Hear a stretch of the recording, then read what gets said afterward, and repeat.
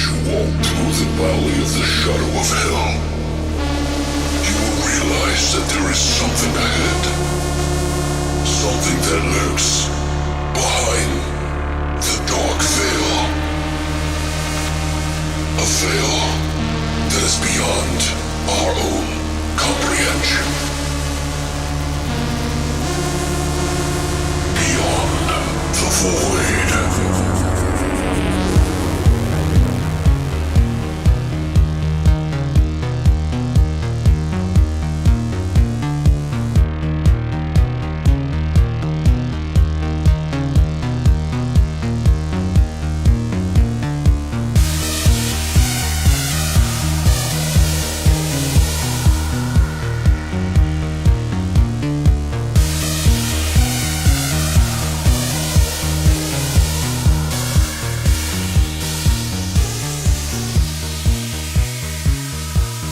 What's up, guys, and welcome back to Beyond the Void Horror Podcast, aka Britney Show. Yeah. Woo!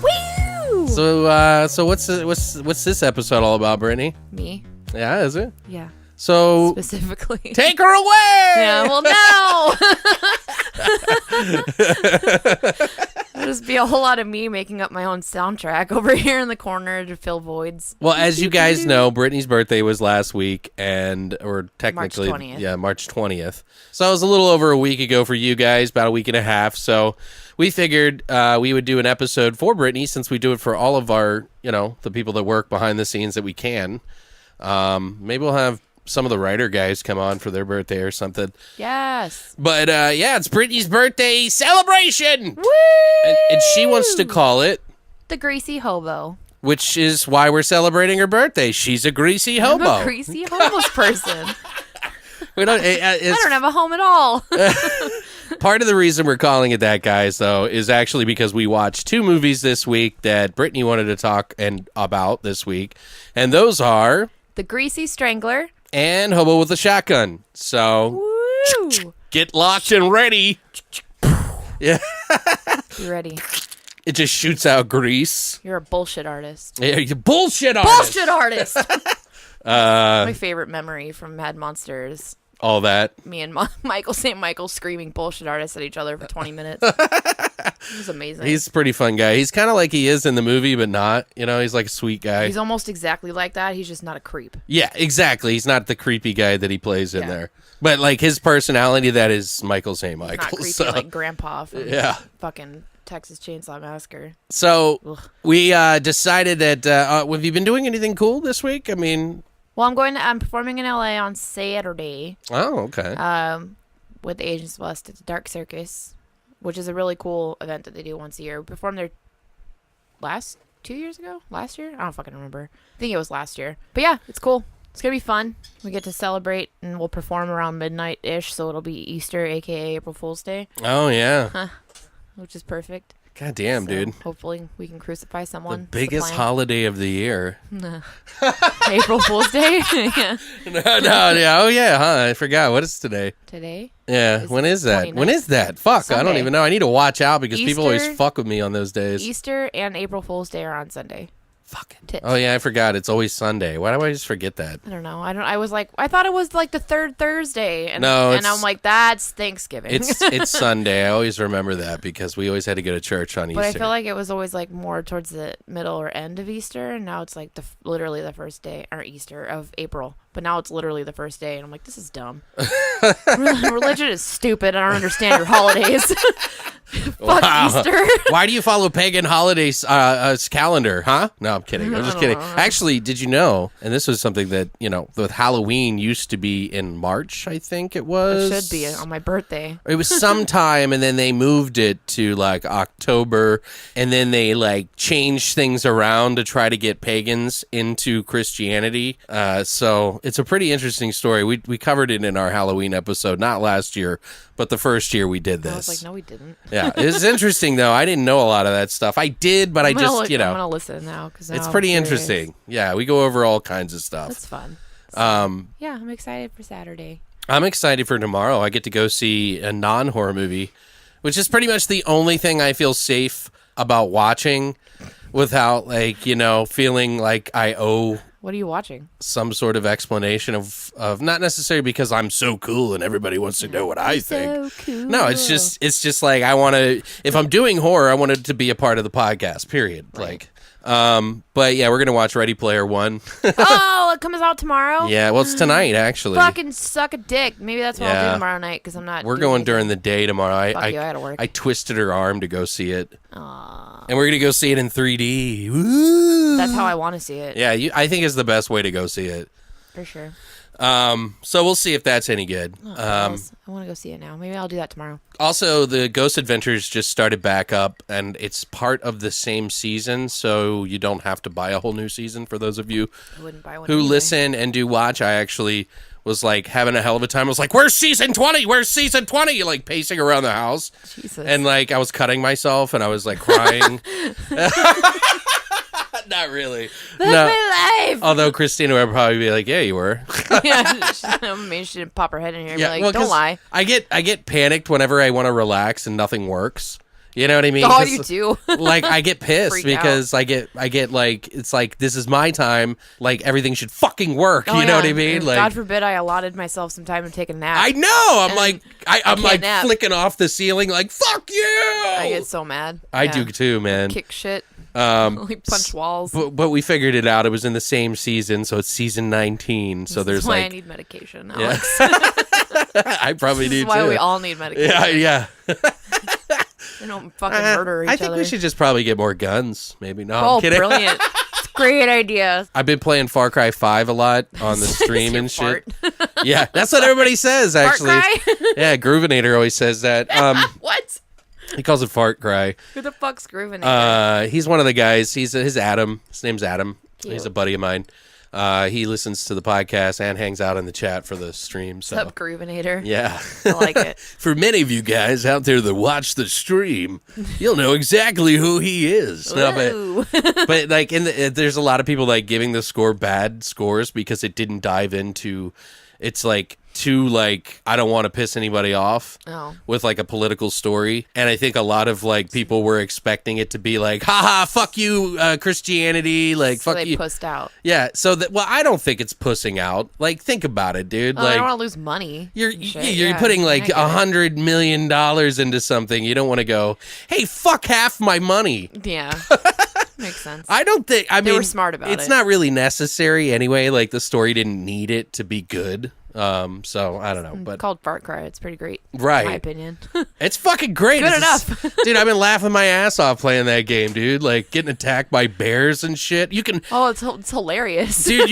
You can make a bear your pet, and he can go off and run off and kill people, and then like.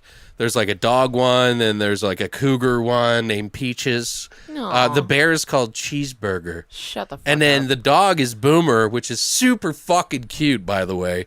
I want a bear named Cheeseburger now. it's funny because like God at damn night it. when I'm playing, Murray's like sleeping in with her, and then I'll be like, "Oh, that's a good boy, Boomer," and then Murray will come running in like, "I'm a good boy, huh? Me, I'm a good boy," Aww. and I'm like, poor "Not Murray. you, stupid! The Oh my- fucking game." Fuck you. You do not say that to your dog.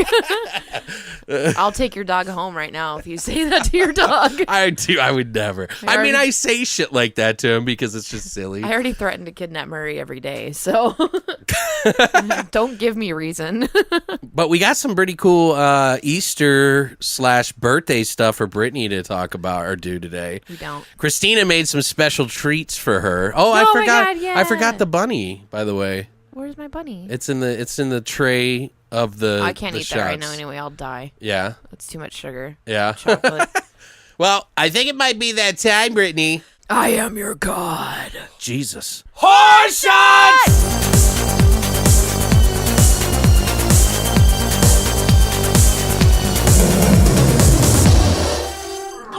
All right, guys. So, as you already know, we're going to be talking about two movies this week. We're going to be talking about Hobo with a Shotgun and, of course, The Greasy Strangler. so we decided to do a combo shot where we kind of mix the two movies into one shot this time, which we typically do not. We usually pick one and Run then with stick it. with that. But we figured, why not? Let's fucking do it. So we came up with what we're calling the Greasy Shotgun. And, of course, no, it is not an NRA-approved dildo like you all may be thinking. No.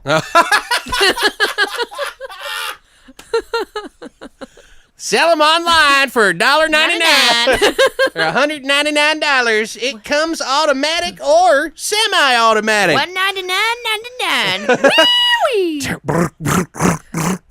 It'll be. You could get this fine device in 2 different speeds: semi-automatic or automatic.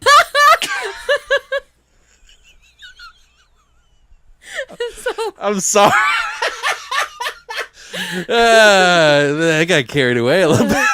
Sorry, guys. We try not to dip into too much politics, but, you know. Choose your pump flavor. Yeah. There's American. Yeah. Not American. Tastes like cheeseburgers and French fries. That's what everybody thinks outside of the United States. There's a quarter pounder with cheese. Okay, now that we've completely derailed, we've set up a horror shot tent over here for anyone that's thirsty or still alive. Yeah. Let's see here. So what we decided to do, okay, in the Greasy Strangler, they have grease all over the fucking place, and fucking one of the characters, fucking old Ronnie, what do they call him? Big Ronnie. Big Ronnie. Big Ronnie is always putting grease on everything, like his sausage, his bacon, his toast, his grapefruit, Everything his fucking... has to be extra greasy. Yes, and it certainly does not mean that he's the Greasy Strangler. Why would you think that? Yeah, fuck you. Get that out of your brain. Jeez. So, while we've been making some special shots, actually, why don't we talk about what Christina made? Yeah. Christina put together some Cadbury eggs, and I'm going to put this up on the site so that you guys can make it. Now, I don't know 100% of the ingredients, but I believe that she used vodka. She also used vanilla pudding, Caro syrup, and red food coloring to make like an Evil Dead blood thing for Britney, because Britney's a huge Evil Dead fan. For me. But she hollowed out the Cadbury eggs, emptied out all the sugary goodness in there, and then filled it up with all this stuff. Which is the best part of And Cadbury eggs. Brittany actually ate one, and then I died. Yeah, and then you cut the tip off, just the tip, and then you put the tip back on after you fill it up, okay? And then you put them in an egg carton case so that you don't spill them out. Put it back in the fridge. Spill them over. Spill them over. Yeah, but so I died, and that's actually me going to be resurrected on Sunday. But if you guys want to know how to make that, I mean, it may be a little bit past it, but you might be able to grab some cheap Cadbury eggs since they're like seasonal. And delicious. But for the Greasy Shotgun, not NRA approved, by the way, guys, just saying, we took some of that we took some of that vanilla pudding. We took about a third of banana pudding. Or, God damn it! Vanilla pudding, you fucking idiot! Vanilla! It's vanilla! It's fucking vanilla! Fucking vanilla! Neighbors are like, someo's getting murdered next Oh door. my god, they're screaming it's fucking vanilla. Everyone's dying next door. Please help us. And it's gonna be sticky. All right. No, we're just taking shots, neighbors. Calm down. Anyway, so they took vanilla pudding. Just make sure I did that right. Vanilla pudding, 1/3. Then you do 1/3 Malibu rum and 1/3 99 bananas. Since we have an insane amount of 99 bananas, we figured why not. But lo and behold, when you mix these and you stir them all together in another cup or shake it, stir it, whatever you want to do, put make sure it's cold. You put like an ice cube or something in it. It mixed together. It smells like fucking banana cream pie, guys. I kid you not. He's not lying. It's really fucking smells absolutely goddamn ridiculously good. I have the giggles right now. I'm sorry. I'm over here fucking dying. And we're talking about NRA shotguns murdering people. Fuck it in the fucking. Oh wait, no wait, NRA dildo shotguns. And it's a surprising thing is I probably would see that. Oh yeah. You know, like, hey guys, come on down to the Dildo Emporium and get what caliber dildo you would love. All right. Jesus. So the kicker of this is to make this the Greasy Shotgun. The shotgun being the shotgun that the hobo used in Hobo with a Shotgun. Holy fucking. And then we use the ingredients to kind of mimic the grease from the Greasy Strangler. It looks like it just liquidy. Yeah, but, it's a shot. We have to drink it. Otherwise, I don't want to pour, like, syrup in my mouth You know? You don't? No.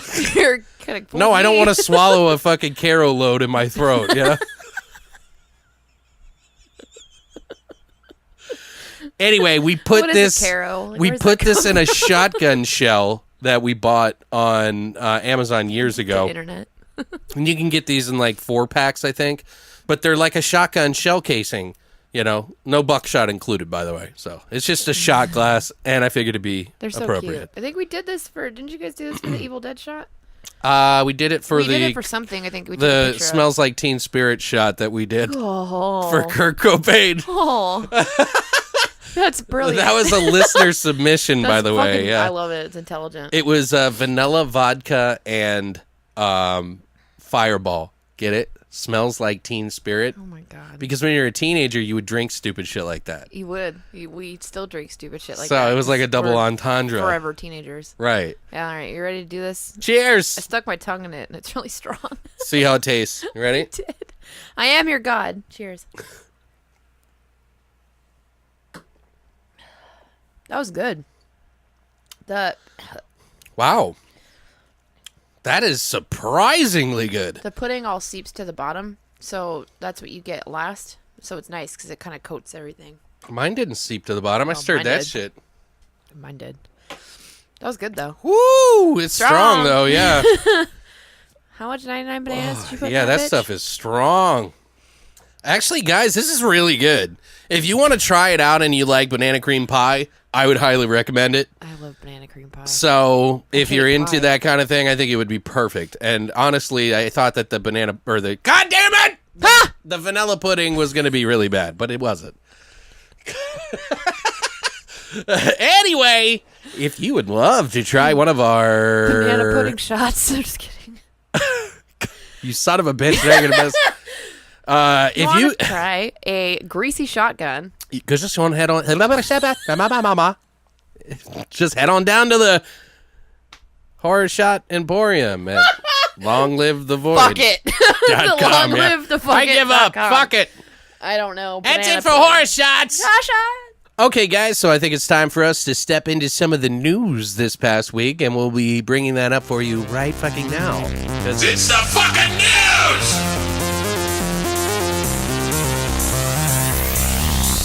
Here is the fucking news!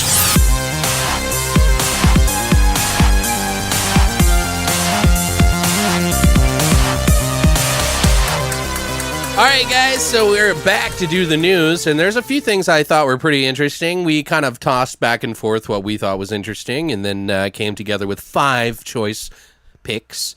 One of them happens to be one of my picks, which is Chud Lives, which is a brand new anthology based on the original movies. So if you're a fan of Chud 1 and 2, known as Cannibalistic Humanoid Underdwellers, or C.H.U.D. 1 and 2, but the Chud was the second one. They're going to be doing an entire anthology. So there's going to be a brand new original Chud stories, and it's not a joke. Like, this is a real thing. Basically, this is what it's going to be coming out April 27th from Crystal Lake Publishing, called Chud Lives. It's a tribute anthology of original Chud fiction from some of today's top horror and sci-fi writers. The stories in the anthology, and this is what they say, expand the world created by the film and add depth to Chud universe like never before. From stories of apocalyptic horror and all-out monster action to tales of underground parties interrupted by uninvited guests, and even strolls that end in death, this anthology will leave you both smiling and breathless. Relieve the fear as these original stories take you beyond the movie. Ah, I almost said void. plug. To events that occurred before, during, and after the scenes we remember oh so well. Also, they said, Chud Lives, with an introduction by David Drake and compiled by Eric S. Brown, also features in-depth interviews with the movie's producer, Andrew Boname, its screenwriter, Parnell Hall, and never-before-seen behind-the-scenes photos from the classic 80s horror film. The full lineup is a long list, and I will just link you to them, but some of the names that I saw, these are going to be by different people. Dog Walker, The Dwellers, Date Night, Strange Gods, Lost and Found, They Are Chud, Chad, C.H.A.D. Play on words, stuff like that. But you can pre-order a copy of the actual anthology today called Chud Lives. It's basically just a book, so it's not going to be like a TV show or anything like that. But I think for fans who are looking for something like that, I think that they might actually get into it. It's only $3.99 too, so you might as well pick it up. It's what the fuck? Why not? I'm probably going to pick it up. For $3.99, I can't go wrong. Nope. No, you can't. So, like, even if I get a mild entertainment out of it, but It was worth that $4. right, I don't think it's that bad. Digital, you can get it on Amazon. Skip your coffee for a day. Right? Buy a movie. Buy an experience. Yeah, buy a lifelong, Buy an experience. passionate. If you're a fan of Chud, you owe it to yourself. Sorry, You do. you have to. It's a requirement. So you had some other news. So, any of you guys that are big Netflix users might have already seen this, but I'm going to tell you anyway because I fucking can. So, season 2 of a series of unfortunate events will air on Netflix on March 30th. So by the time you guys hear this, it's already going to have aired. But right now when we're recording it, that's fucking It's a day tomorrow. before, yeah. And I'm like insanely excited. Mouse and I were like browsing the fucking channels on Netflix or whatever on Saturday. I think it was Saturday. I was pretty drunk. That never happens. I'm a saint. I don't get drunk. Yeah, right. I don't drink. I don't do drugs. I think you're on this show, so I think it's pretty much a prerequisite. Yeah, I know. It was a requirement. He makes me drink. Yeah, that I can outdrink Alex was my requirement. I woke up with my passed. pants down. I don't We know. all did. Like everybody was naked, and we don't know what happened.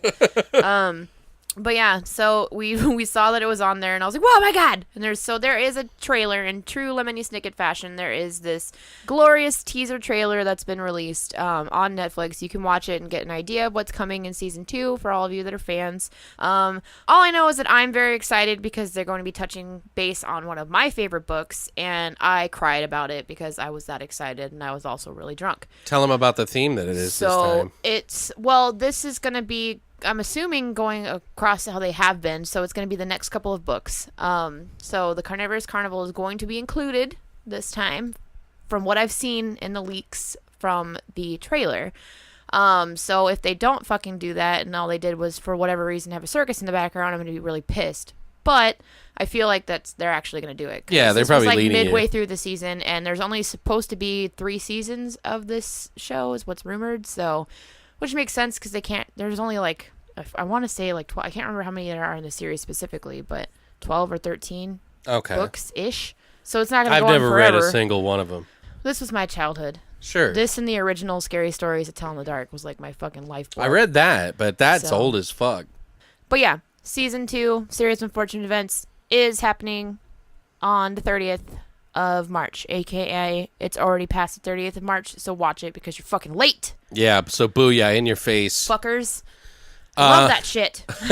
It's so good. So it just got posted today. Dread Central posted it. It was Cinema Blend recently had the chance to chat with the producers Andrew Form and Brad Fuller about what they can expect, what we can expect to see from the new Duke Nukem live action movie.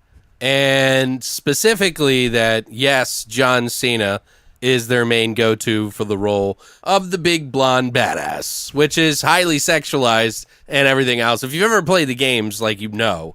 So it's going to be interesting, but it says he is, yes, Form said. We don't have a script yet, so that is confirmed at this point, but if he reads the script and he doesn't like the script, I'm sure there are ways that he could pull out. Perfect. That's like so Duke Nukem right there. They don't even realize it. But they weren't even making a joke. But right now, he's our guy. They didn't even skip a beat. It was like, but yeah. So anyway. So it's going to be about tone. That's about tone, Form and Fuller said. How do you nail that tone in the way that Deadpool nailed the tone? I think we have to do that. And if we don't get that tone right, then we're not going to make the movie. So that's what they said about that. Says, you have having a misogynistic guy in today's world. How do you make the fun and lovable at the same time? It's got to be an incredible badass. So those are things that we're struggling with, and we're trying to come out with that. And I hope it's a really fun ride. That's the goal, is for it to be really fun ride. Isn't like Duke Nukem supposed to be this like sexy hunk of man meat or whatever? Well, he's just, or he's like a Johnny Bravo. He's like a Arnold Schwarzenegger ripoff with blonde hair, pretty much.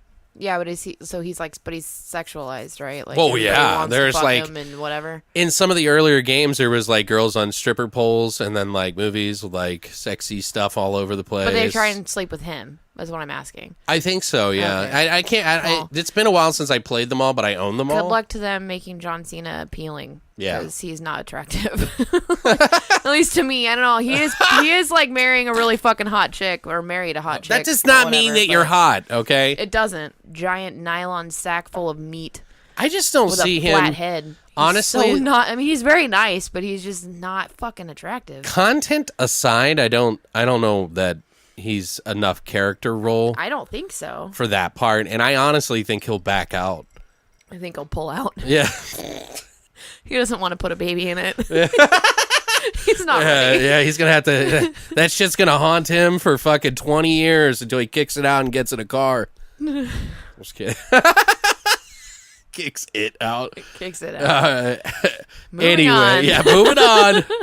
Anyway, we got some more news about something that's happening a little ways away from us. Yeah, it's a little ways away from us for now. We have the news on. But it's coming for both sides. Oh, it's coming. It's coming hard. Good God, Brittany. So this is a Christian radio show. I am your God.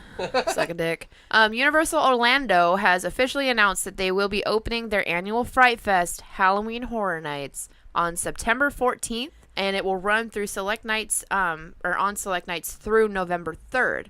The park promises that this year will be the most intense yet, bringing some of the most terrifying names in horror, both from the past and the present, to life in 9 all-new haunted houses and 5 sinister scare zones throughout the entire park. And they said to make sure the fans get the full experience, Universal Orlando is running a deal through June 6th, where anyone who buys a ticket for a night of Halloween Horror Nights will get a second night free. There are different packages ranging from just a flex ticket to a full hotel package. So you can go on their website and figure it out what you want to do. They haven't made any specific announcement for the Universal in LA. Yeah. Which is closer to us. Which is the one we went to last year. Yeah, a lot of other people, but I don't think theirs is as big as Florida's, because Florida's is a fucking gigantic ass park. So. Right. But either way, and we don't know what the themes are going to be just yet, but I think they tend to mirror the themes in both parks, no, not or necessarily. do separate? They do a little bit separately sometimes. Yeah, so well, I know at least the one that's what here they is did smaller. last year. I'm kind of fresh to this whole thing, so I don't even know 100%. But I think they're doing. God, what was it? It was some big classic one, and I don't quote me on this, guys, but I saw it recently, and we were going to use it for the news, but we ended up not doing news that week. So I think it was The Exorcist, but I could be wrong. They did Exorcist last year. No, they didn't. I could have sworn they did. They did The Shining last year. And the year before that was Texas Chainsaw, and I was pissed I didn't go. Yeah, they didn't do. I don't think they did that one. All I know is it's awesome. If you've never been, go at least at some point. Make sure you work out for a few months before you go too, by the way, guys, because I'm fucking. I mean, I know I'm not in the best of shape ever, but I've never had my feet hurt that bad in my entire life. We had to literally. I think I walked 27 miles that day. You walk a lot. It's a lot of walking. Yeah, and there's nowhere to fucking sit in California, but I don't know what it's like in Orlando. It's probably the same. They like throw out benches so they can fit more people in there. That pisses me off. Like, there's nowhere to sit. Like, I wore really? fucking wedge heels like a moron. So I was like, oh, they're Skechers. They're comfortable. It's fine. It's not a big deal. At the end of the day, my calves were like screaming at me. Like, I was fine up until like we stopped moving, and then once you get started again, all the blood goes back down to your feet. You're like, fuck my life, this hurts. But I was fine the next day. Yeah, but we I go went to hiking eat and and I work stuff. out all the time, so Yeah, see, I don't know, man. therein lies the difference, Alex. Nobody was doing too well. We were hurting pretty bad. That day. No, and there were people that did walk around a lot. It's But I'm rough. just saying, get on the fucking treadmill a couple of months before Prep yourself. on a every other day basis Yeah, because it's a lot of walking. It's a lot of especially- standing, a lot of walking, and the only seats that you can get is when you pay to be a customer at the food places. Yeah. It's like, fuck you. Go to the Three Broomsticks because Harry Potter Land has the best food. Oh, is it? That's all I gotta say. Yeah, it's only like $70 a meal. No, it's actually not that bad. Okay. I thought it was going to be, and I was like, oh, it costs more to drink there. Well, and in the last bit of news for those of you who are fans of Behind the Mask, the rise of Leslie Vernon, there might be a sequel incoming. A lot of people have been talking about this. They've been pushing this movie to try to happen, and it looks like they may actually do something because, as we learned on their Facebook page, they just posted this picture of a bunch of people sitting around a table with a bunch of notepads and drinks and like they would to talk about a script or something.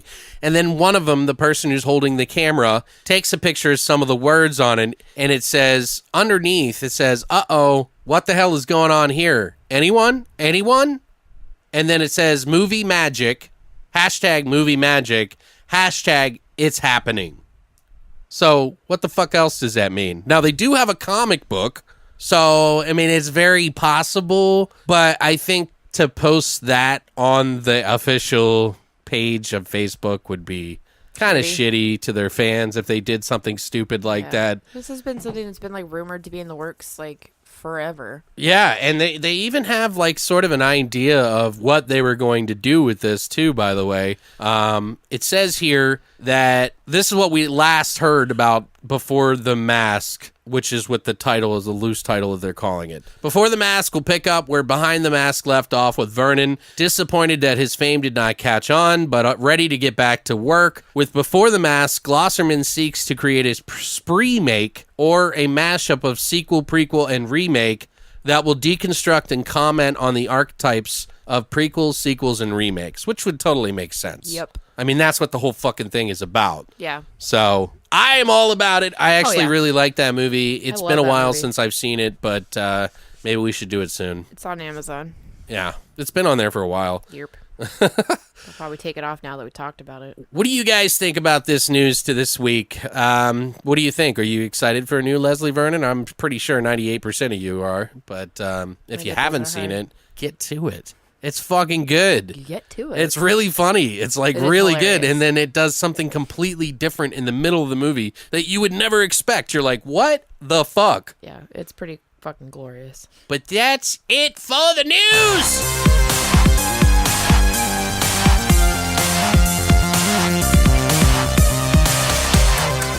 All right, guys, so we're back to do our flesh and potatoes of... What are you calling this? Greasy Hobo. What is it? The Greasy Hobo. The Greasy Hobo. And we're going to go ahead and do that shit right now for Britnis Birthday! Hey! Party! Me! So let's do that right now.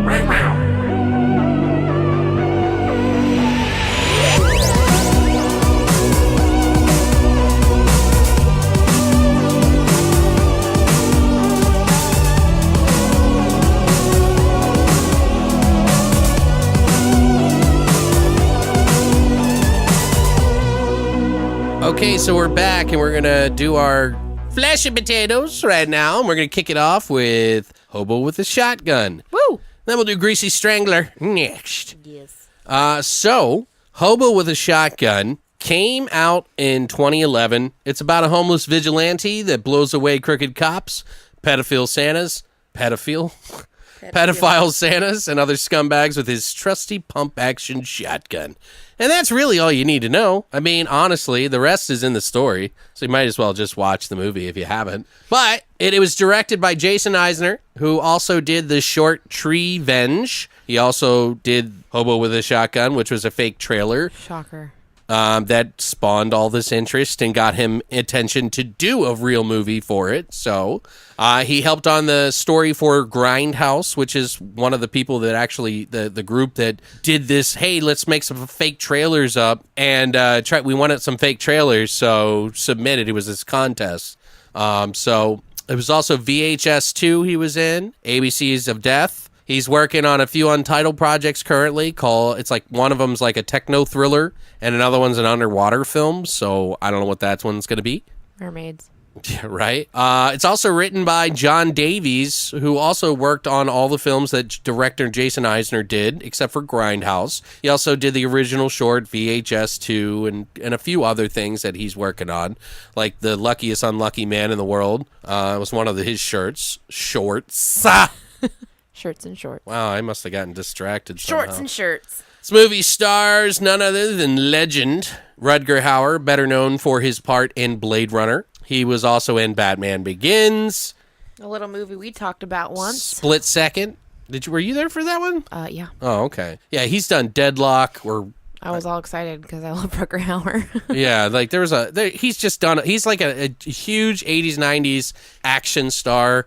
He's one of those guys that didn't want to change his name and Hollywood wanted him to, and he was like, nah, fuck it, and made it anyway because he's such a badass. But Rutger Hauer is in this movie. Why would you want to change that name? That's That what name I'm is thinking. brilliant. They kept urging him to do it, but he didn't want to do it. Change it to Matthew McConaughey. Yeah, that's what I was like, Something kind equally stupid. of weirded out by that. Also in the movie is Rob Wells, better known for the Trailer Park Boys, which you probably already know who he is. He plays Ricky.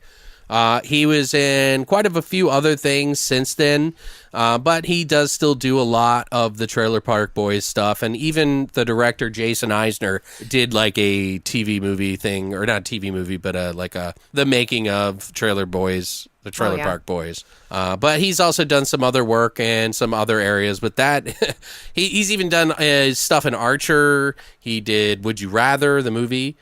Goon, he was a production assistant on. He's done a lot of different works. He was in Boondock Saints 2 as Jimmy the Gopher. So he's done a lot of work there. Also, it stars. There's so many people in this movie that have done stuff, but I'm just going to point out a few that I think need to be a little bit given a little bit of spotlight. Brian Downey, who plays the main guy for this movie, who is Drake. He's been in the show Lex. He was a big part of the Lex show, actually, which I actually enjoyed. I thought that was like a weird show. Did you ever watch Lex? Nope. Okay. He was in that. You should watch it. I think it's still up on Netflix. Probably. He was also in the Trailer Park Boys, a couple episodes. He's also done some like kiddie movies. He was in Copperhead. He also did Just Buried, which is he plays a guy named Pickles. But those are some of the main things I think that he did. There's also Nick Bateman, who plays one of the brothers of Drake, who is kind of like the princes of Fucktown, they call it. Sorry.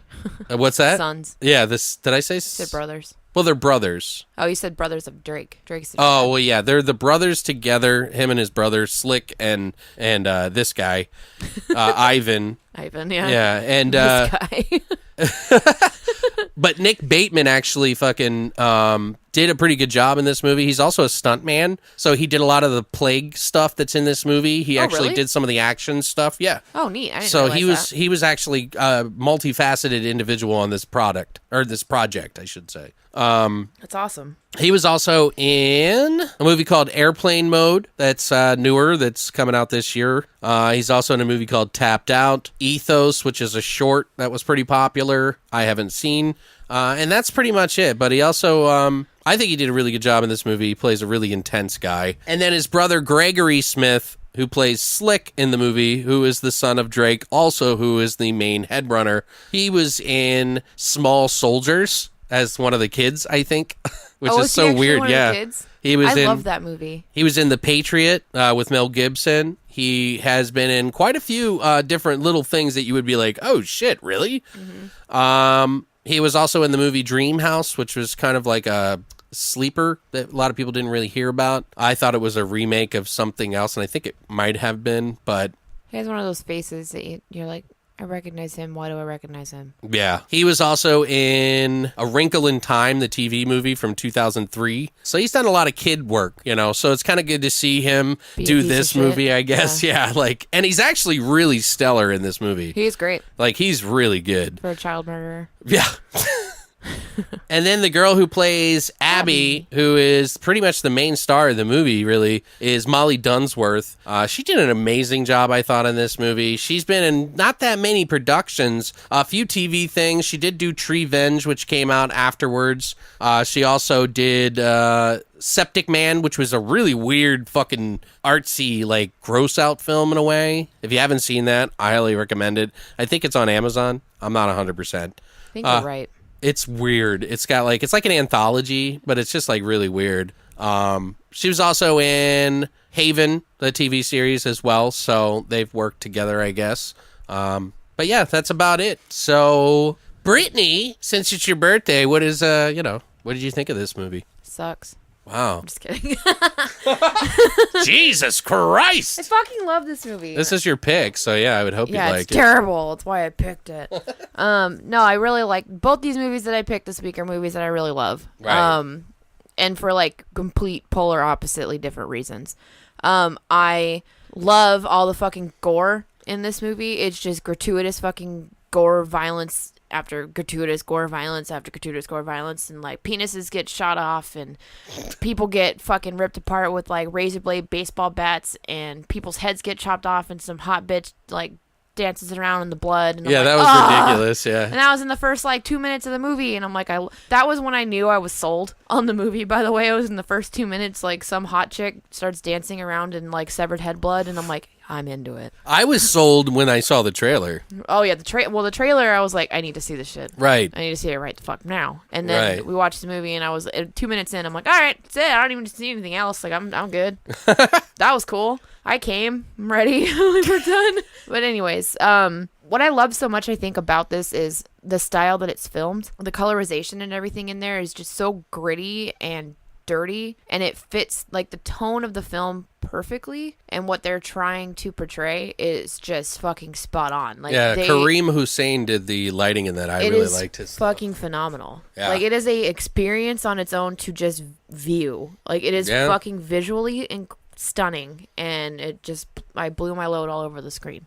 Is what I'm saying right now. But the characters are great. You actually get to know them, and especially with the relationship between Rutger Hauer and Molly. So Hobo and Abby.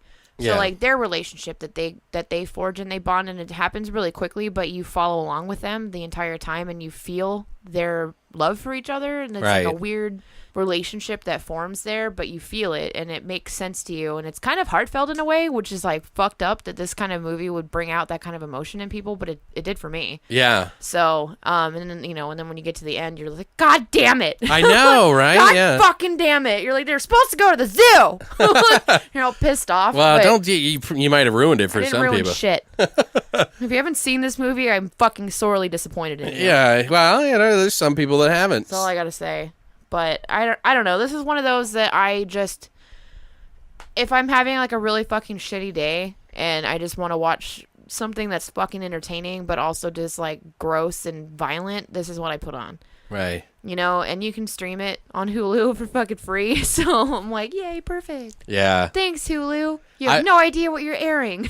When that came out on Blu-ray, I bought it like immediately. Yeah, I have it and I on was on DVD vacation too. at my parents too, so I was like, "Can we go here?" And they were like, "Why?" And I was like, "I need to pick up this movie." Well, can't you get it later? No. No. Yeah, and I have it on DVD too. I just hate finding where it is in my DVD rack and then putting it into my DVD player. So since it's on Hulu right now, I'm just like, I'm going to stream it through this. Well, I made my parents watch it too. I'm being, oh, you did? Yeah.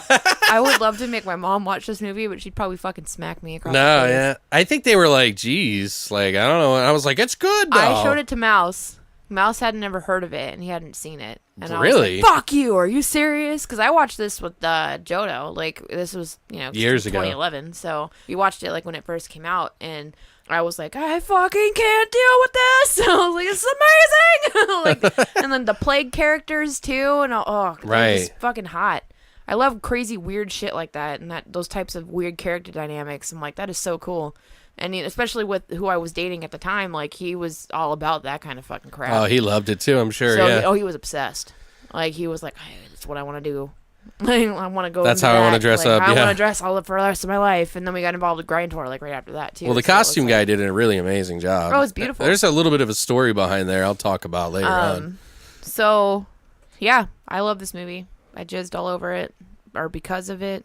I Whatever. don't know. I didn't know you could jizz, but all right. I can do whatever I want. It's cool. That's good to know. I am God, so I'm impressed. you're fucking welcome. I'm sorry. You should be. Well, I definitely enjoyed this movie. I've been a fan of it for quite a while since it came out. I remember seeing the trailer for the original trailer for it, and then I never thought anything was ever going to come of it. And then they actually were making a movie, and it was like I think it was on like Fangoria or something. I can't remember who posted about it. I was like, oh shit, there's going to be a movie. Yeah, this is actually gonna happen. And those Canadians, man, I'll tell you what, those motherfuckers know how to make a fucking picture. Yes, a picture they film. do. And I love Molly, or the girl who plays Abby, because she's trying so hard not to be Canadian the entire time. Oh, she wasn't When that she's bad in the yelling interviews. at the end, like when she's on her little soapbox thing, I'm like, oh my god. And she's like screaming at the people or whatever, and she's trying to motivate the crowd to like not kill homeless people. Right. You know, I'm like, she's trying so hard not to be Canadian, eh? Well, she's hard. yeah, she said it was like she's very completely opposite of that. Oh, yeah. But she played a really good role, a real She's strong fantastic. role. But I think this is one of those movies that's kind of like a slick, over the top throwback to sort of like the 80s and 70s, even though it wasn't necessarily intentionally. It was in some regard to do it that way, but they weren't trying to borrow from anything necessarily, even though there are just a few little nods towards certain things. And I don't know if it was intentional or not, but some of them seem like it. Like, first off, like it's like they wanted to make an exploitation film, kind of like an earlier Trauma-esque feel, like the early stuff, but it also has like some real like heartbeats into the movie. So it's not just this vapid thing of gore and everything like that. Right. It actually has a story. Yeah, and there's some reasons why that also happened. Like, it kind of evolved a little bit. The script pretty much stayed the same, but they added some different stuff in there. But there is a couple of things that they have in the very beginning of the movie. It's very similar to the Cannibal Holocaust intro song.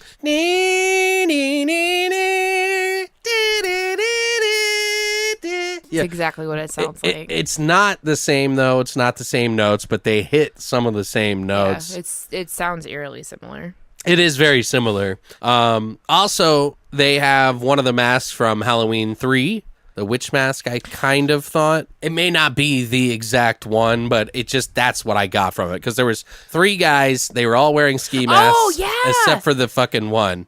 But I think it just like you, I feel the same way about the lighting. It's really great. Kareem Hussein is on point with his skills. They said that they didn't even barely use hardly any of the big setups, and they had to work with as minimal stuff as they possibly could to make it happen. But I think they made it look really cool. I like the saturation of it and everything. And they didn't even have that film grain thing over top of it. No. So, which was pretty cool. I love that they used the tagline, this hobo delivers justice one shell at a time. One shell at a time. Which I just think is awesome. It's fun. They make this movie stylish as fuck. You know, the deadpan humor, the over-the-top practical effects gore. I feel like this movie has a lot of balls making this kind of movie. I almost feel like we're not going to be able to see stuff like that soon, if it isn't for people like Trauma and... Yeah, this is all going to... Like people are gonna they don't understand. Like, I feel like a lot of people, like, we're already hearing right now violence in video games. The next evolutionary step is definitely horror movies. Oh, yeah. I'm surprised it hasn't been. And for those of you who love war movies, guess what's next after that, fellas? Yep. So It's the 80s. stop all pulling over on that again. fucking stupid ass string. Actually, 90s. It's the 80s and 90s. Dude, it's happened like every 5 years. It's always every 5 years. So fucking annoying. Anytime there's like a mass casualty that involves young people, it always comes back to... It's every 5 years or so. They always pop it up. Like, It's like, sure, let's blame Marilyn Manson some more. If you Yeah. listen to his new shit, can't blame him anymore. but Can't do it. but not to harp on that too much. I do feel like, you know, while these films are risky to make anymore, I still fucking love them, and I think a lot of people really do. If you haven't seen Treevenge, the short, it is it's a yearly thing that I watch every year for Christmas, for the holiday season. Well worth the watch. It has a baby getting stomped by a Christmas tree. You cannot miss that. It's a baby Jesus. No, but it didn't go that I far. love it. You're like, I had to think about that real quick. Was it Nativity Jesus? But I just think this movie's really fun. You could tell it was made by people who give a fuck about the genre and who care about, like, the art in it. You know, they didn't use any CGI and shit like that. It's all practical. It's like, I can appreciate it, and I think those who appreciate those type of things will love this movie. So, I don't know. That's what I think about it. I don't think it's the best movie I've ever seen, but it is definitely a movie you can pop on at any time and get some enjoyment out of it. And just great. some of the lines in it are just fucking insanely funny. Like, I didn't want to write them all down, but I wrote a couple that I thought were really funny. Just oddball ones that I think I missed other times, you know? Yeah. So, but there is quite a bit of trivia on this. I mean, first of all, we already told you guys like that they made a trailer to try to put into this contest for the Grindhouse movie that they put out, and they did really well. It got really viral, got really popular. I think I'm not sure if it was pretty sure it was after that movie came out that they got all this exposure and everything. It got all this steam. The original guy who played the hobo, David Brunt, apparently when they were going to make the feature film, they were like hunting him down because they couldn't figure out, where he was. Like they were like, well, yeah, he's got to be the hobo. Like, where is he? So he kind of avoided them a little bit and didn't find them. And, they couldn't figure out where he was. But then they finally bumped into him on the set of another fucking movie. And you could tell that he was just kind of trying to avoid Jason Eisner. So he was like, Jason kind of picked up on that. And he was like, look, man, like, you don't have to do this if you don't want. Maybe we can find somebody else to play the part that will do you justice, Apparently he deals with a lot of like physical ailments, like physical condition that he deals with. And he's like, when I did that trailer, like I was like pretty physical and I just can't handle that. Yeah. Kind of, jumping around. I'm not 25 years young. You know what I mean? Like I just can't. Yeah, he didn't think he could carry the movie. Right. So they were like, Jason Eisner was like, well, hey, you know what? Maybe we can find somebody else.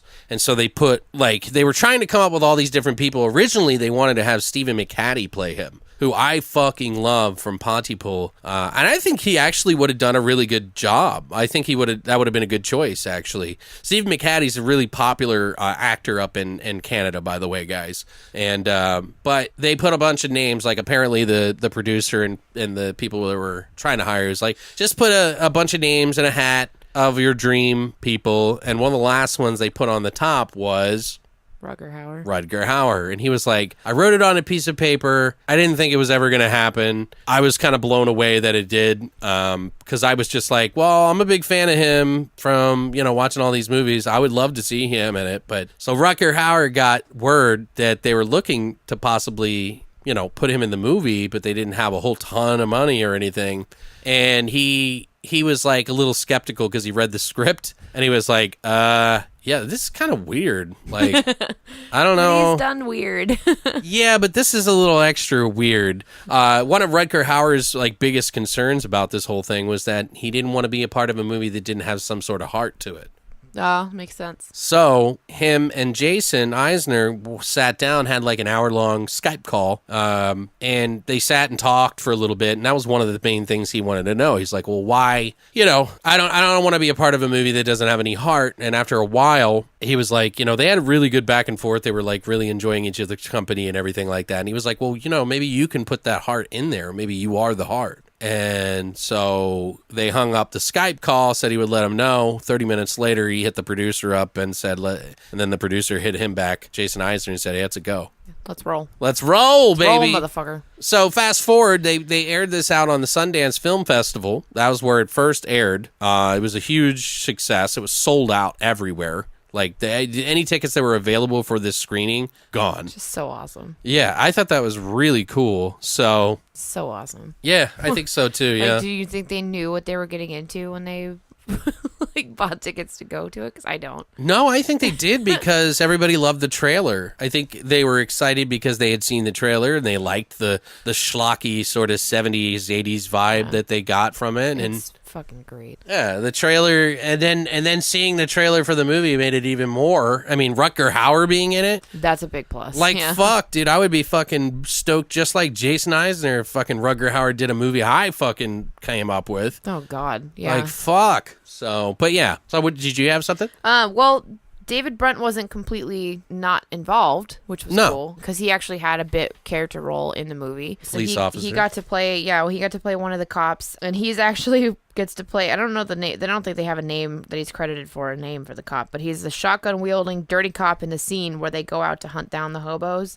and he's the one that screams, "We're all dirty cops." Yeah, we're all dirty cops. Yeah, I think was it him, or is that the police chief or chief of police? Because there's two guys that look similar, and Brunt looks like that other guy a little bit. Because there's also Jeremy Ackerman. Yeah. who plays He's the the police chief, chief. yeah. And he looks very similar to him. Oh. But yeah, James Brunt was in it. He was. So was one of the he got to cops. do a bit part, and they got to help pick out. They sat down He with might like. have just been one of the cops at the end.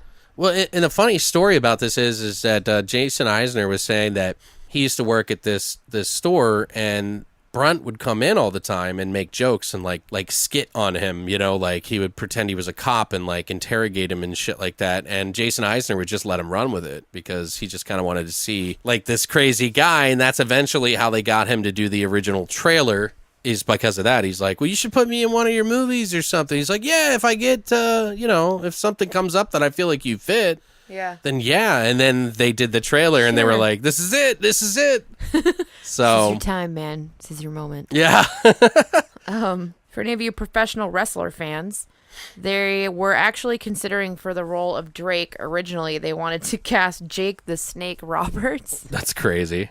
which is fucking ridiculous in my opinion.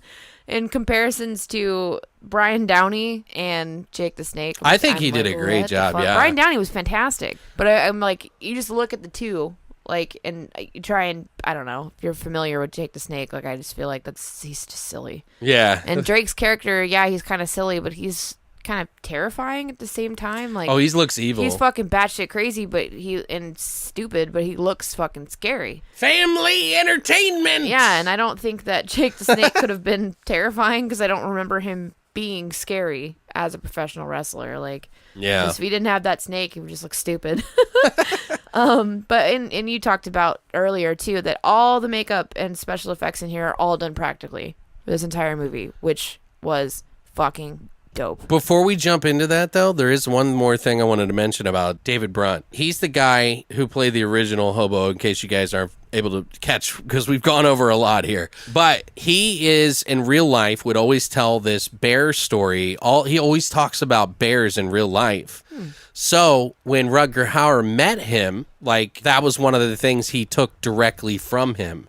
Rutger Hauer took that whole story about the whole bear thing and then acted it out. You know what I mean? Like how it'll rip your claw, a claw will rip your face, I love your it. nose and eyes and everything. That's cute. Which is one of the more sentimental moments in the entire fucking film. They Sorry. play that all sad music and I shit. know. I'm like, stop it. I had one last little bit that I thought was really cool. One of their extras that they cast as one of the bystanders for the scene in the beginning where Logan's decapitated in the sewer. One of those bystander extras was formerly a blind man who had just recently had corrective surgery. Oh, wow. So one of the first images that he actually saw as a a man now with sight, was of that decapitation and the sexy blood dance that follows that. And I'm like, what a life. Like, what a way to fucking live. You know what I mean? Like, I can see, and now I'm going to go watch this horror movie. All where these they're battering images. Decapitating this man So in a which sewer. serial killer is he now? Right. Yeah. Sorry. It's okay. He's the sewer It's slaughterer. Fuck you. I Like, don't know. fuck you. Fuck you, Alex. That's the serial killer he is now. Is fuck you. But I was like, that's amazing. I'm sorry. Like, I would totally do that shit. If I'd never like seen before, and now I have my fucking vision, I'd be like, I'm gonna go fucking be an extra in a horror movie. I love that. Did you know that the first scene that they shot in this movie was the school bus scene? Oh no. Yeah. That's the first scene. Yeah, they had. Why would you set the tone that way? And to kind of give you guys kind of a little bit of a breakdown of this, I mean, essentially, there's a scene involving a bus full of kids and a flamethrower. And it's an excellent. And one of the people got their hair burned, not the kids or anything, but it was just, yeah. But that was the very start of the film. That was in the original draft of the Jeez. screenplay, of the script and everything. And that was like what all these actors had to start off on. So it's like probably one of the more, That was a mistake. yeah. I feel like, why that scene? That's like one of the hardest ones. And well, I don't know. Maybe they got to see that was a test. Yeah, they said also, like, at one of the screenings, Rutger Hauer came out with, like, a unloaded shotgun yelling at Jason, Excellent. kind of, like, out in the audience, and he was like, I don't know this is a good idea.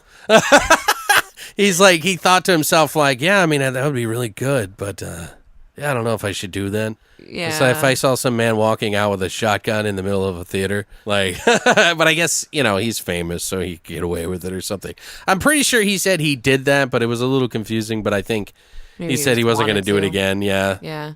But also, Rutger Hauer did a real stunt in the movie. There was a scene where they throw Rutger Hauer off a second-story balcony into a pile of garbage out on the lawn, and the guy that actually falls that did the trick, but they wanted to have him getting up from the mess. And Rutger Hauer actually, they were like, well, I'll just have him like fall, a couple of feet backwards onto the stuff, and we'll just cut to it so it looks like he's falling on it, no big deal. Rutger Hauer had already set up like a 10-foot ladder and against the building, and then he said, okay, tell the guy that there's a 60-year-old man getting ready to do a jump on the garbage. And he was like, roll? Like, he was like, action? And so then he did a front flip. 60-year-old man did a front flip. It's amazing. Into the garbage. I thought you were going to talk about when he fell out of the cart, because that actually happened. No, I didn't know about that. But I just thought it was cool that he actually did That's some sort of amazing. stunt, No, that is really like cool. he's kind of a badass, you know what I mean? He is Like, a badass. Kind of. He is a badass. right. But yeah, I totally thought you were going to like joke about when he fell out of the cart and they kept it in the movie. No, I don't remember that. Yeah, I guess there's a scene where he falls out of the cart when he's getting out of it or whatever, and they kept it. It was unintentional. He just falls out, and then they were like, "Fuck it, it works." When and he comes up through the keep it. guy's asshole. Yeah, and they like keep it in the movie. Yeah, they keep that whole part where he actually falls out of it. Like, and he didn't mean to fall out of it. He's supposed to just get up and walk out, but he fucking falls. And they're like, "Whatever, it's perfect." So I thought that's what you meant by he actually. Well, yeah, if you don't have to waste it, don't. It's adorable. Also, one of the last days of shooting was extremely difficult. They had to cut some of the extra stuff because, surprisingly enough, on their 24-day shoot of our $3 million budget, they only had enough time to, budget in so much, but they didn't have enough time to pay everyone, so they had to cut this really extremely technical shot down. And Jason Eisner, you could see him, they show him, and he's like, okay, cut. And he's really angry because he knows that it was a good shot, but it wasn't what he wanted. And he was like, well, I guess, you just gotta kind of have to learn to lose your babies, because you have all these creative ideas. And I totally know. I can just picture, if we were to do one of our stories that we make up on the spot with the grave plots thing, where we pull a name out of the hat, guys, if this is your first time listening, and make up a movie, and we come up with some of these really favorite scenes. And we think about it, and I always go, oh, it would be so cool to see that in a movie. So seeing it from pen to picture and then getting that cut would be so dramatic. So I can imagine. But he said that a lot of people were at each other's throats that day. Everybody was fucking tired. They had 30 minutes left to shoot, and so he just had to cut it. And he was like, that's it. So, but, he flopped down on a bed, drank a beer, talked about his best friend being blood brothers, where they actually cut their hands and put their blood together. Gross. That's what everybody else is saying. That's how you spread disease. Don't do that. He's like, what, you never had a blood brother? No. So, I think I did once when I was a kid. I did too. Yeah, I think I We did all too, did. yeah. Children of the 90s, I think, is where it ended. Might be, yeah. That's it. I might be. But yeah, that's pretty much it for the trivia. To give you guys kind of an idea about what this story is essentially about, we probably should have broke it down before we got into trivia, but essentially what happens is a homeless guy is traveling around, a hobo, quote unquote, travels around Rutger Hauer on a train. In the beginning of the movie, you see him get off at this new stop. He stops in this town called Hope Town, which they turn into Fuck Town, I guess, later on. Fuck down. Yeah, and it's just depraved. It's like trauma. It's like Trauma Town. You know what I mean? Everything's there's trash on the streets. There's depravity everywhere. Murder in the streets. It really, there's truly, no rules. It really reminds me of Class of Nukem High. Yeah. In a lot of ways. And I know trauma has changed a lot since those days, but I feel like this stays true to that spirit in a lot of ways of that era. For sure. But so he goes to this town. He's trying to start a new life, buy a new lawnmower so that he can get out of fucking being homeless and normal. Yeah, and be normal again. So he wants to buy this push mower, and it's $45, but he doesn't have enough. $49.99. Was it? It's $49.99. Oh, I thought it was $44.99. $49.99. You sure? Yeah. I'm gonna look it up now. Do it. I'll call you out. It's $49.99. But anyway, he didn't have enough money for it, and so he goes out and he keeps running into all these fucking depraved people. Like one guy's like videotaping people like bum fights. Do you remember that? Oh God, BFK. Yeah. Fight crew. But which was like they had that back in the 90s, so he mustn't have seen all that shit. But I thought it was kind of interesting, like, and then he finally submits, when he meets this other prostitute girl who is in similar situation as him. She really is just doing what she has to in this fucked up town because she just wants to survive. And he believes in the hope that he has to change his life so much that he sees someone else hurting as much as him, that they sort of end up kind of crossing paths a lot in this story. He ends up saving her life in some facet because this guy was going to like kill her. Like one of the Drake's sons tries to kill her, and then the hobo with a shotgun stops him with a sock full of change that he smacks him over the face and knocks him out. Then he spits his drink all over his face. Like, you don't see it, but Rugger does a kick-ass job there. I love that. It's fantastic. Just that little great. spit, That scene is fantastic, too. Eventually, guys, and I'm not really ruining too much, although it's about 40 minutes into the movie where he gets a shotgun and becomes a vigilante. We'll just say that he traded in his lawnmower for a shotgun, okay? And he didn't really get a lawnmower, but,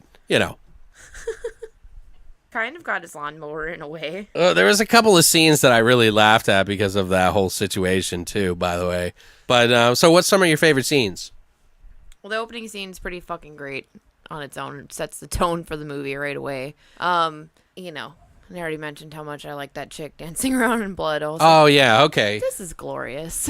With the whole head removing scene. Oh, and by the way, guys, if you don't want anything spoiled, like, this is going to be the spoiler territory. Yeah, you'll want to earbuffs or turn it off or whatever. Right, so it's a nice opener. It was a nice opener because, like I said, it sets the tone, so it kind of puts you on the right path for where the movie's going to go. And it throws you right in. Oh, yeah, absolutely. It's like, immediately you're like, fuck. Like, what's going to happen here? So it was great. What about you? I have quite a few. They show a quick, like just a quick one that I want to mention is they kill somebody with bumper cars. Like they smash that guy's head and it just like cracks open like a watermelon, like pop. So I thought that was kind of cool. But the school bus burning scene in the very beginning was pretty cool. I love that scene. I love the scene because, like, he comes on the school. It's so good. Because somebody, because the hobo with a shotgun, Rutger Hauer's character, beats up one of the sons of Drake. The son of Drake is one of the main ones, the one that Drake wants to be, like, Slick is his name. He's supposed to be the heir of this whole dynasty for Drake. And he gets shown up by the hobo with the shotgun, and so he gets pissed off, and he's like, son, you gotta go out there and do something that no one will ever doubt you. It's something that'll put fear in the hearts of everyone. Huh? Yeah, you gotta do something that'll make them fear you. Right, so I want to fear you. Yeah, so he and his brother go out, and he grabs a fucking flamethrower, and as the bus driver's about to get on, he sees these guys coming and just leaves and runs away, and all the kids are sitting down, and he's like, do you like school? And they look at him like, huh? Who are you? And he's like, do you like school? Yeah! Yeah! He's like, do you like ice cream? Yeah! It's like louder and louder each time. And he's like, do you like hobos? Yeah! Yeah! And he's like, I hate hobos. And he starts burning all the kids in the school bus. I love, and Ivan, his brother, puts two boom boxes up on each shoulder. Yeah, and he's what smiling. What song is it, Burning Down the House or whatever that they're playing? I don't remember what the song was. I don't think it was that. The song is fucking perfect. Like, the stupid fucking song that they're playing the whole time is fan-fucking-tastic. It's so good. So we just looked it up. It's Disco Inferno, guys. But yeah, no, that is a good song. Burn, baby, burn. Yeah. Disco Inferno, which kind of mixes in with the Greasy Strangler a little bit because that's all about disco as well. Yeah. That is a really good scene though. What about you? What other scene do you have? That's definitely one of my favorites. I love when Ivan and Slick come to get Abby and Hobo. Like they're talking about how they're gonna make their getaway, right? They're gonna buy this lawnmower and they're gonna mow people's lawns, and that's how they're gonna make their living, and they're gonna get the fuck out of this town and whatever, right? And they're packing up their things and getting ready to go, and they hear, because Ivan gets out of the car and he's got his ice skates on. Right. And he's like, you're gonna ruin your skates, bro. Yeah, and they hear them coming down the hallway, mainly his stupid skates on the concrete, and then all of a sudden they like kick in the door and they start trying to get them. And so Slick goes after Abby and Ivan goes after Hobo, and him and Hobo are fighting in the kitchen, and Ivan's just cutting him over and over again with his skates, like he's doing all these like ninja on his back moves and shit, and like cutting him and stepping on his back, and then Hobo turns around with the fucking toaster oven that's plugged in, and turns and then he sticks his skate in it because he goes to kick him and kicks his foot in his skate into the toaster, and his foot gets stuck in there, and so he turns it on to make toast, right? So it electrocutes the shit out of him, and this whole time he's like just getting electrocuted, and then he stops, and then he's like, the fucker made me come. And I'm like, oh my god. Well, that whole series of events that happens, and then all of that was great. Actually, like right before any of that happens, there was a part where Rutger tells how he wants to mow lawns, and he like explains, like, you don't even really know. You knew that he kind of like wanted to buy a lawnmower to do something, and you kind of assume, but this is where he like unveils it all, and I thought this was like one of the best in the movie. One of those heartfelt scenes. Yeah, he was like, I was gonna mow lawns, and I don't know what I was thinking. I just, I even have a slogan: you cut, you grow it, I cut it. I cut it. And she's like, you grow it, we cut it. Yeah. He's like, are you serious? And she's like, yes. This isn't the only place that they grow grass. There's grass everywhere. There's grass, yeah. And he's like, are you serious? And she's like, yeah. And he's like, okay, I gotta wash this guy's ass off my face. Yeah. And then right after that, you see that guy with the skates walking down. And there's a kind of a funny story about this I'll explain afterwards, but I'll actually preface it. So apparently Jason Eisner and them were going to be shooting, and the guy who plays Ivan was going to be he's wearing the skates, and they were like, look, we need like one of the favorite lines in the movie at this moment. And I was like, okay, I'll come up with something. So he's like walking down and he's stomping his feet and he's like, it's a great day for a skate rape. Like, yeah. That was what he came up with. I thought that was kind of funny. Great day for a skate rape. He's like, he cracks me up. And then, and then they cut her neck, and it's like this whole fucking spurty blood thing. Yeah, anyone would die from that, like pretty much immediately. By the way, you know what's funny? Like when they go to the hospital and she's getting fixed, he's gone. like, fix her, and he's pouring vodka on her wound, and she's like, you can't do that. I'm like, why not? Dude, this is like this whole string of things. And then I just want to mention this one. While the girl is on, like Abby, the character Abby is like kind of dying. She's like, the nurse is like yelling at Abby, and she's like saying, live, you fucking whore. Yeah, you fucking whore. I'm like, Jesus Christ. Like, wow, dude, Jesus. I don't know. That's good. That was all good. And then the plague gets summoned. Oh, fuck and yeah. then it gets even better. It gets even better. Yeah, those guys are pretty great. They're so dope. Every fucking scene with them in it is just fucking fantastic. Yeah, I really enjoyed it. I like it. when they're fighting the octopus thing after they capture, like, Hobo. Right. I'm like, what is happening? And they've got, like, Abraham Lincoln's picture and I think, like, Marilyn Monroe's picture and, like, I don't even know. There's presidents and, like, random famous people. Right. That they've, like, put red fucking paint through, like, that they've killed them or something. And I'm like, what the fuck? Yeah, the shit cracks me up. Yeah, no, the thing I loved about the plague is, like, first of all, the costumes are really amazing. The costumes are great. Now I can't even think the guy who did it. Yeah. Well, the guy who actually did it, he actually almost didn't get the role because in Canada, you got to have special permits to be able to work on a film. And he didn't have them. He didn't have the like, credits or whatever. And it got to the point where Jason Eisner was like, you know what? If he's not in this, if he can't be a part of this film, then I don't want to do it.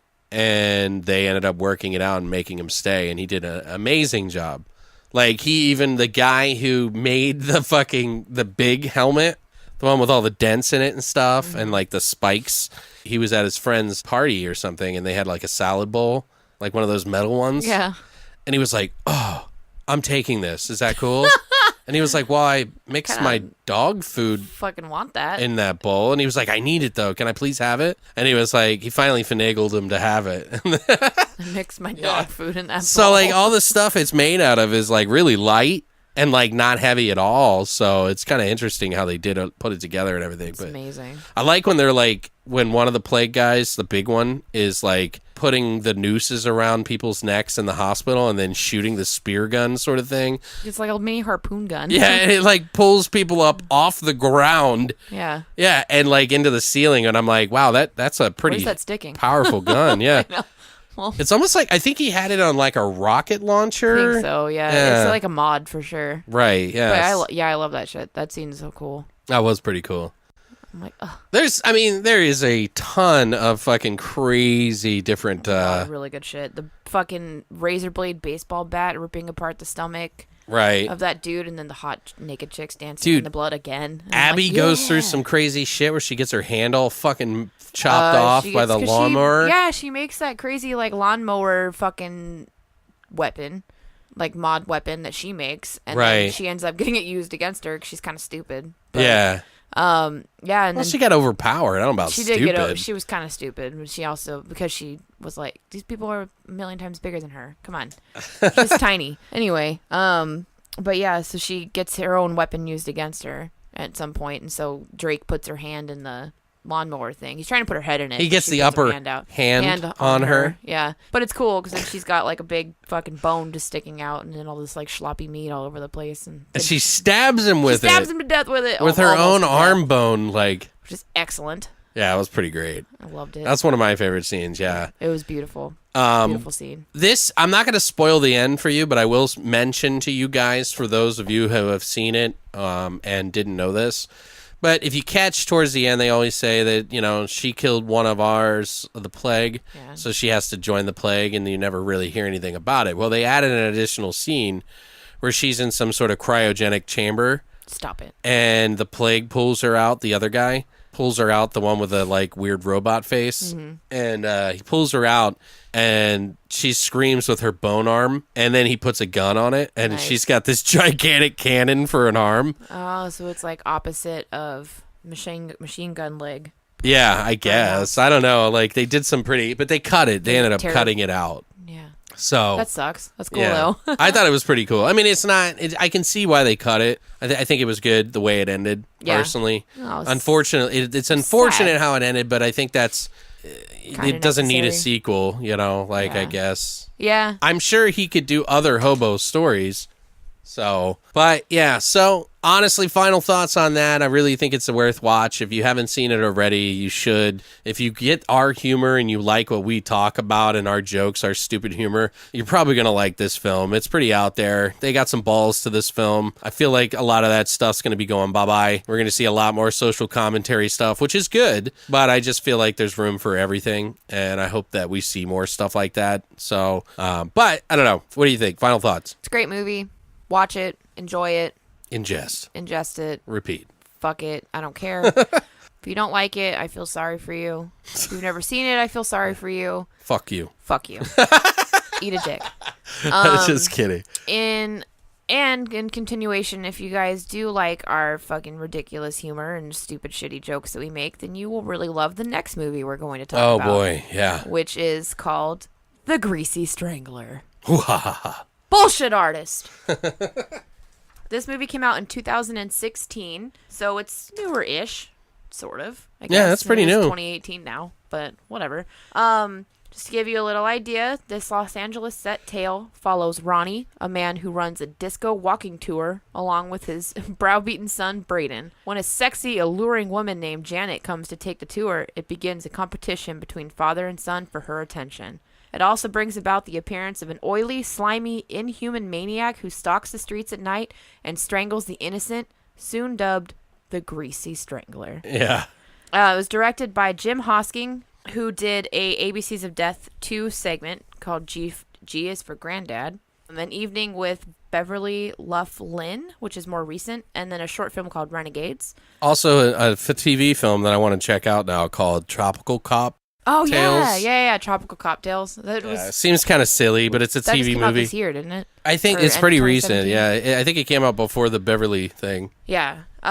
It was also written by Toby Harvard, who did a short called Crabs. He also did the TV show Tropical Cocktails, a TV miniseries called Bravado, and he wrote the ABCs of Death segment G is for Granddad with Jim Hosking. Two of the producers, there's a couple producers on this film, but two of the most notable producers on this, what I wanted to mention are Josh C. Waller, who did Cooties, A Girl Walks Home Alone at Night, and also Elijah motherfucking Wood. Right, he was one of the producers. Yeah, and he is in most of the interviews. Yeah, And he it's is pretty interesting. insanely passionate about this movie. And He I'm likes like, weird shit. what He did the- Swiss he did- Army Man and stuff Swiss like that. Army Man was fucking awesome. By the way, It made me kind of sad and like too. it was very heartfelt. It was, it was weird. Like, in that, it was good. I liked that movie. But yeah, when he needed Wilfred. Wilfred's fucking Sure. weird. Yeah. And then everybody, him as fucking Frodo, Lord of the Rings. I mean, come on. Like, I'm a Harry Potter fan, but I've still seen Lord of the Rings. It stars none other than Michael St. Michael, who plays Big Ronnie, who was in The Video Dead, Ninja Academy, and a film called Another. Sky Elobar, who plays Big Braden, who's been in another feature film, I think it was called Don Verdine, and he's in a lot of TV shows. He had a bit role in New Girl, Kroll Show. He's in a couple episodes of the new series Lady Dynamite. And he was actually the lead stunt double in the movie The Rocker. Okay. Which I thought was kind of adorable. Which makes sense because he looks like that actor who can't even think of his name, but they look a lot alike. It also has Elizabeth DeRazzo, who plays Janet, who is most well known for her role in Eastbound and Down. Okay. She's in a couple of seasons of that show, I believe. Okay. Idiot Sitter, which was a more recent comedy, and a movie called The 3-3. And also, the last person I really want to talk about in this is Gil Gex, who plays Big Paul. And The blind car wash guy. He is in Dangerous Men, Dead on Arrival, and Delca Stand Up Tall or Fall. He was the ghost of Jimi Hendrix, I believe. I love The Video Dead, by the way. I loved Michael St. Michael in there. Besides that's really all he ever got recognized for, interestingly enough. But now he's known as the Greasy Strangler, and people just yell bullshit artists at him all day. Which is exactly what I did. we got to meet. We got to meet a lot of those people at one of the last horror cons we have Last at Mad year. Monster last year. Yeah. So I'm like foaming at the mouth to know what your thoughts were. 'Cause I'm like, I didn't ask you, and I didn't want to ask you because I'm just genuinely want to know. I have weird mixed feelings about this movie, as most people I would assume. It's a very niche film for a lot of people, I would say. It's not necessarily for me. Like, I like it. I think it's funny. Like, I get the humor and stuff, but I don't think it is for everybody. Nope. And it is kind of a test of mental strength in some points, so... but definitely not a mainstream movie. It's actually kind of, like I said, a test of your mental strength in order to watch it, because you're going to see things that you don't want to in it. Oh, yeah. Some of the most unreal, weird, painfully awkward scenes you've ever seen or will ever see. In fact, it's so bad sometimes that it actually could be considered an art. Like the fact that they have to act this weird. Guys, like if you ever have those like uncomfortable moments that maybe you have in private where you like fart and you get shit on your leg or something, or something fucking happens that you just don't see in movies. Well, this is that movie. It is. It's so perfect. Well, like imagine if a movie put a spotlight on those times specifically. Your most embarrassing Yeah, moment. your most embarrassing moments, you taking a shit, and did a documentary of that schedule and all your bowel movements and everything. Well, that's kind of like what this movie is like. And I say that endearingly in some regards, okay? Some regards. You'd be pretty close to the story, though, if you can envision that here. Add a few dicks, people of you'd never want to see naked, and some funny-ass moments. But, seriously, with all that said, when you get grease on something, you have a hard time getting it off, Same could be said of your eyes or your mind. You won't be able to scrub your eyes or brain clean of the odd shit that you will see in this movie. But the Greasy Strangler may be able to pop them out. Yeah.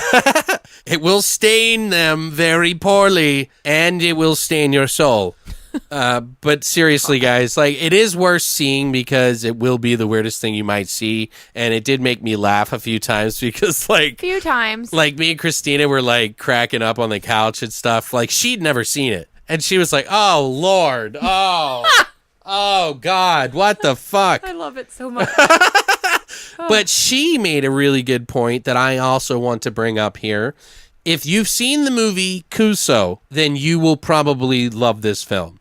If you saw Kuso and enjoyed it, you will love it. If you saw Kuso and kind of liked it, you'll be able to watch this. But I think that if you're not in for what's about to happen, might be a good adventure. There's a reason why this movie was made and why he did this. So we'll get into that a little bit more in the trivia. But what about you, Brittany? I describe this movie to people as, imagine if Napoleon Dynamite was a horror movie.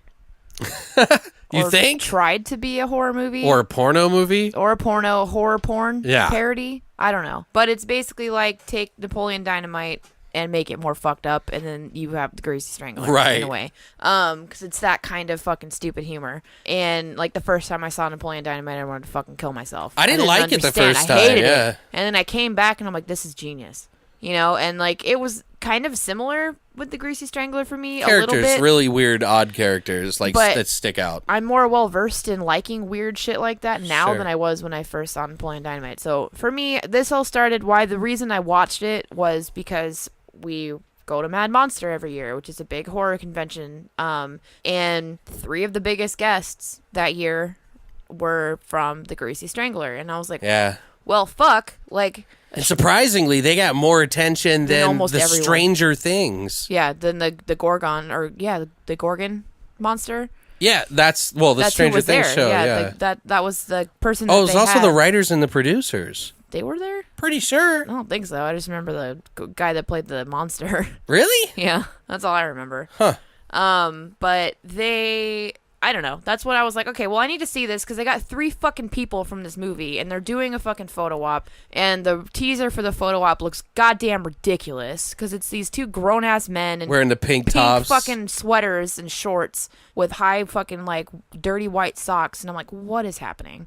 So Mouse and I like rented it. It was free actually on Amazon. It's on Amazon Prime to watch. And I just remember dying laughing in one scene in particular. Reeling in horror and laughing at the same time. Like one scene in particular, I was laughing so fucking hard that like both Mouse and I, we were fucking crying.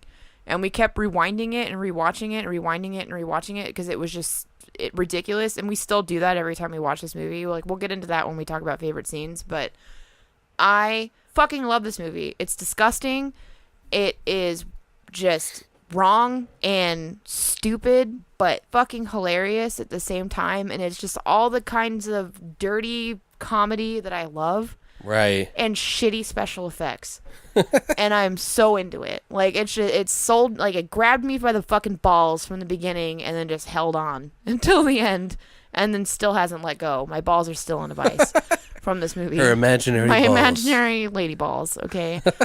I don't know, and I'm really excited to finally get to do it because I feel like this movie is great and it's going to be, if it's not already considered a cult classic, it is going to be. Well, Because I can tell you, Christina didn't have the same reaction as I you. figured. Like, like you either hate it or you love it. She didn't hate it. She didn't hate it. I know that. She probably watched it the same way that most people watched it the first time and go, What the fuck did I just what? see? I feel like I need to take a shower. Yeah, you feel dirty. Yeah. At the end, you're like, why? Why does it have so much old man dick?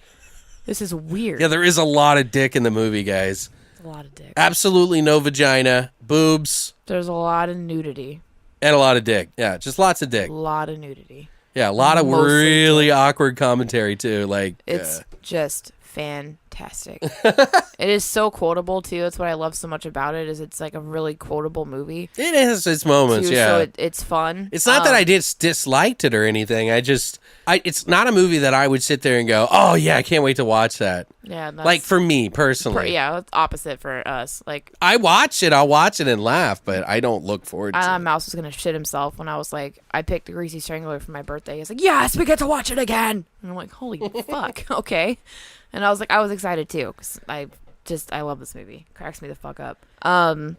Yeah, and now The it's, music's crazy the in it music too. is so great. It's It's, just like, fun silly and silly weird, and yeah. I don't know. It's fucking beautiful. Reminds me of like the guys who did Rubber or Wrong, like that kind of style, kind of feel. silliness. Yeah, for kind of. sure. I think now, like, this was the first time I watched it since meeting them all at Mad Monster. Right. So that gave me an even bigger appreciation. Oh, they for were it, I cool think. as fuck, dude. Like, I mean, we were talking about this a little earlier before we started recording today, but like, you know, Mouse and Jenny and I pretty much spent the entire weekend hanging out with Michael St. Michael and Gil Gex, and Alex hung out with Gil a lot throughout the weekend, and you know, they are just fucking chill. Like, they're really fucking cool people and super down to earth, and they haven't like honed in on their celebrity yet, I guess. They don't. I don't think they give a shit don't about care? that kind of thing. Yeah, they're just normal people that are cool as fuck. Yeah, and you know, They're extraordinary people who just want to be normal, yeah, exactly. Like, but I do mean, extraordinary weird shit. I spent about 20 minutes yelling bullshit artists back and forth with Michael St. Michael, just screaming at each other at the bar. Yeah. And everyone's just staring at us like, what the fuck is going on? And all we're doing is yelling bullshit artists back and forth, spelling it and everything too. Like, it was a fantastic moment for me in my life. I'm like, oh my God. This is so cool, and no one's gonna understand why this is so cool except for me. Like, this is awesome. Well, I remember they came outside and smoked with us a lot, and then I saw Gil at the after party pool party thing a lot, and he was there was a couple of people from that whole group. But yeah, didn't Michael St. Michael tell us a story about like how he was like a hairdresser back in the 80s or something like 70s. that, and he did like 70s, is that what it was? I think 70. He's still a hairdresser, actually. Is he? Okay. Yeah. But the rumor is that he actually was John Travolta's hairdresser for a while. Right, which is what he talks about in the end of the movie in a way too. Yeah, and he talked about it a little bit in conversation. We were talking to him, and he told us that he actually like got his start in porn. Right, in yeah. the 70s. And I don't know how true or not that is, but that was because we were asking him, we're like, so why did you not start acting until you're like now? Because he's older. And if you look at his work, he did a little bit here in like the 80s and I believe the end of the 70s and early 80s, and then nothing until like the 2000s. Right, yeah, well, like Video Dead until now. Like, Right. It was like, what? He retired after Video Dead and just took a fucking break for a really long time. And he was like, I just didn't want to do it. It wasn't what I wanted to do anymore. Yeah, back off, Brittany. Yeah, you didn't. Well, I wasn't fucking crazy about it. It was just people told me, like, ask him these questions. Well, it's funny that you say that. I don't know if I believe him or if it's true. I mean, I don't know. It's not that really talk he's about a it. liar, because it's just so fantastic. He's a bullshit artist. Yeah, he's a bullshit artist, right? Yeah. No, but like even the director mentioned that he was like, I still don't know if I believe that he was what did he said a globe-trotting hairdresser from the 70s. Yeah, like I kind of feel the same. I don't know. Like He's I don't know if I believe him on that, just like jokingly, like I know. I don't want to. because that's just too wild, you know. Like you think about that, it's like I feel the same. Like, and I feel like, his conversation about how he got his start in porn and used to do all these porn films in the 70s. And I remember him telling that too. Yeah, and I don't know. I mean, he just likes to fuck with people. I think. that's part of it. Yeah, Yeah, and I don't mind it. It didn't bother me. Like it didn't affect his personality. He But was a nice for me, guy. like I can believe that from him too, because that makes sense. Like, Right. It seems like something he would do. like when you see this movie, guys, you don't doubt anything that he Anything. says. Yeah. But in the same respect, you're just like, wow, this is just too much. Like, is this I real feel like life? this can't be real. Is this Yeah. real life right now? Am I living? Am I alive? Pinch me. But yeah, and we didn't get to meet Skylar, which I'm still sad about a little bit, but Yeah. he wasn't very social. Man, well, he was so committed to that role in this Yeah. movie that you think to yourself, like, fuck, man, like, that doesn't even, like, it's a stark difference from how he is in public, guys. Absolutely. Like, that is not him at all. Like, the way he, like, got into that role is otherworldly, dude. Like, it's weird. Like, he's kind of, like, more like a Trailer Park Boy, kind of, like, chill, like, kick back. I don't know. Like, I don't know. It just seemed like, you know what I mean? Like, Yeah. Anyway, it just seemed like something like that. Like, or something like from Rob Zombie's Friends or something, you know what I Right. mean? Like, it's just kind of how I get from him a little bit. That's kind of where him and Michael butted heads a little bit when they were filming is because he's a very like methodical actor. Oh, really? Okay. And Sky and Michael's not. Well, yeah, Michael is just like he didn't even try to do the part. Yeah, I don't know why I called him Skylar earlier. By the way, it's just Sky. Yeah. Anyway, but yeah, like Michael's just there. Like he just wants to do the role and have fun with it, but he wants to. I don't know, but Sky is very methodical, and they talk about that in an interview where they kind of drove each other nuts a little bit, but mostly Sky, because Sky's just trying to be in the role and like get it done. And they talk about a lot of the scenes aren't improvised at all. Like it's all in the script. Right. Like everything's very scripted and done to the letter. Like there's not a lot of improvisation, and it's a lot to do, I believe, with Sky and how Sky is just very like on. Right. And Michael's like silly over here in the corner and fucking off a while, and Sky's like, stop. Well, like, and it's funny that you say that because like the director also said that Michael's audition was like super casual, and that he didn't really want to impress the director. Like he was just like there, and he was making him like Hoskins. Why do I say that? Like Bob Hoskins. Well, they are both from the UK, by the way. Hoskins. Bob Hoskins and him. So I wonder if they're related. But anyway, yeah, he said that it was like really super casual, and that the director really thought he was funny and silly, and he just liked that about him because we talked about a little bit about it, but the director really is, like I mentioned, and I didn't realize this because I wrote down all my thoughts, like, after I watched the movie, and then I went to look for trivia like I normally do. The director was saying that he was looking at the little things that happen in between that really define a person, and that even, you may be some famous individual, but on the sidelines, like, your life is just as weird as anybody else's. And these little weird moments he just thrives on and finds humorous, like repetition things, like hootie tootie, disco fruity. Hootie tootie, disco cutie. Disco cutie, yeah. Disco cute. Sorry, oh God. I can't. Mouse and I just do that to each other. We do the motions and everything. Speaking of which, stupid. Liz, the girl who played Janet in the movie, she was really unsure about being in the film. Because so much fucking nudity. Yeah, like, you gotta have, like, literal balls for this movie. Not her necessarily, but you really do have to bear a lot. And it is not a movie for people who are afraid to get on stage. Yeah. You know what I mean? Like, she talked about how, like, she has her nude scenes in Eastbound and Down. Right. But nothing like this. Like, this is like, she's like, when I first read the script, I thought I was just going to be naked in every fucking scene.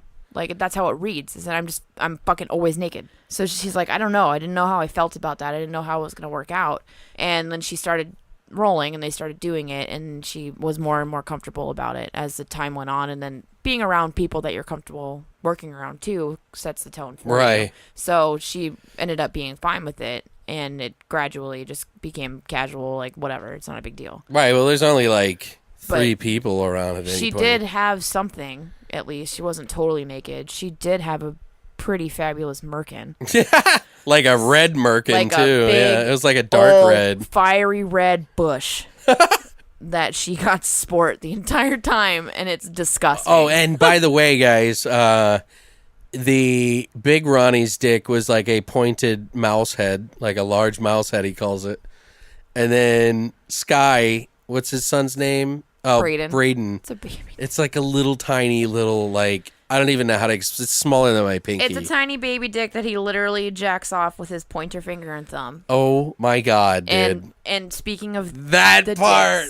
Oh, so uncomfortable. It was so uncomfortable. Yeah. Oh my God, I was cracking up, dude. Like, the first time I was like, come on. But all the male genitalia that was featured in this film was obviously Fake. real. Yeah. No, it was obviously real. It's all no way. No, it's all prosthetic. Everything. So the penis prosthetics were the penis prosthetics for both actors, they actually physically glued them to their balls. And they've talked about this in a couple of interviews, which I think is hilarious. They were physically glued to them and their balls specifically, and they had like a thong kind of bungee strap that would come up between their butt cheeks, and then they would tape it to their backs, and that's how they would like secure on these prosthetic dicks. Wow. So obviously, like, Big Ronnie's had to hold on to a little bit more than Sky's, because Sky's was just this tiny little baby prosthetic. Yeah, wiener. but he still had to cover a lot. But he still has to cover his actual dick, which I'm assuming Right. is not a baby dick. So. Not like that, yeah. Yeah, and then they have their merkins too that are attached Yeah, around it.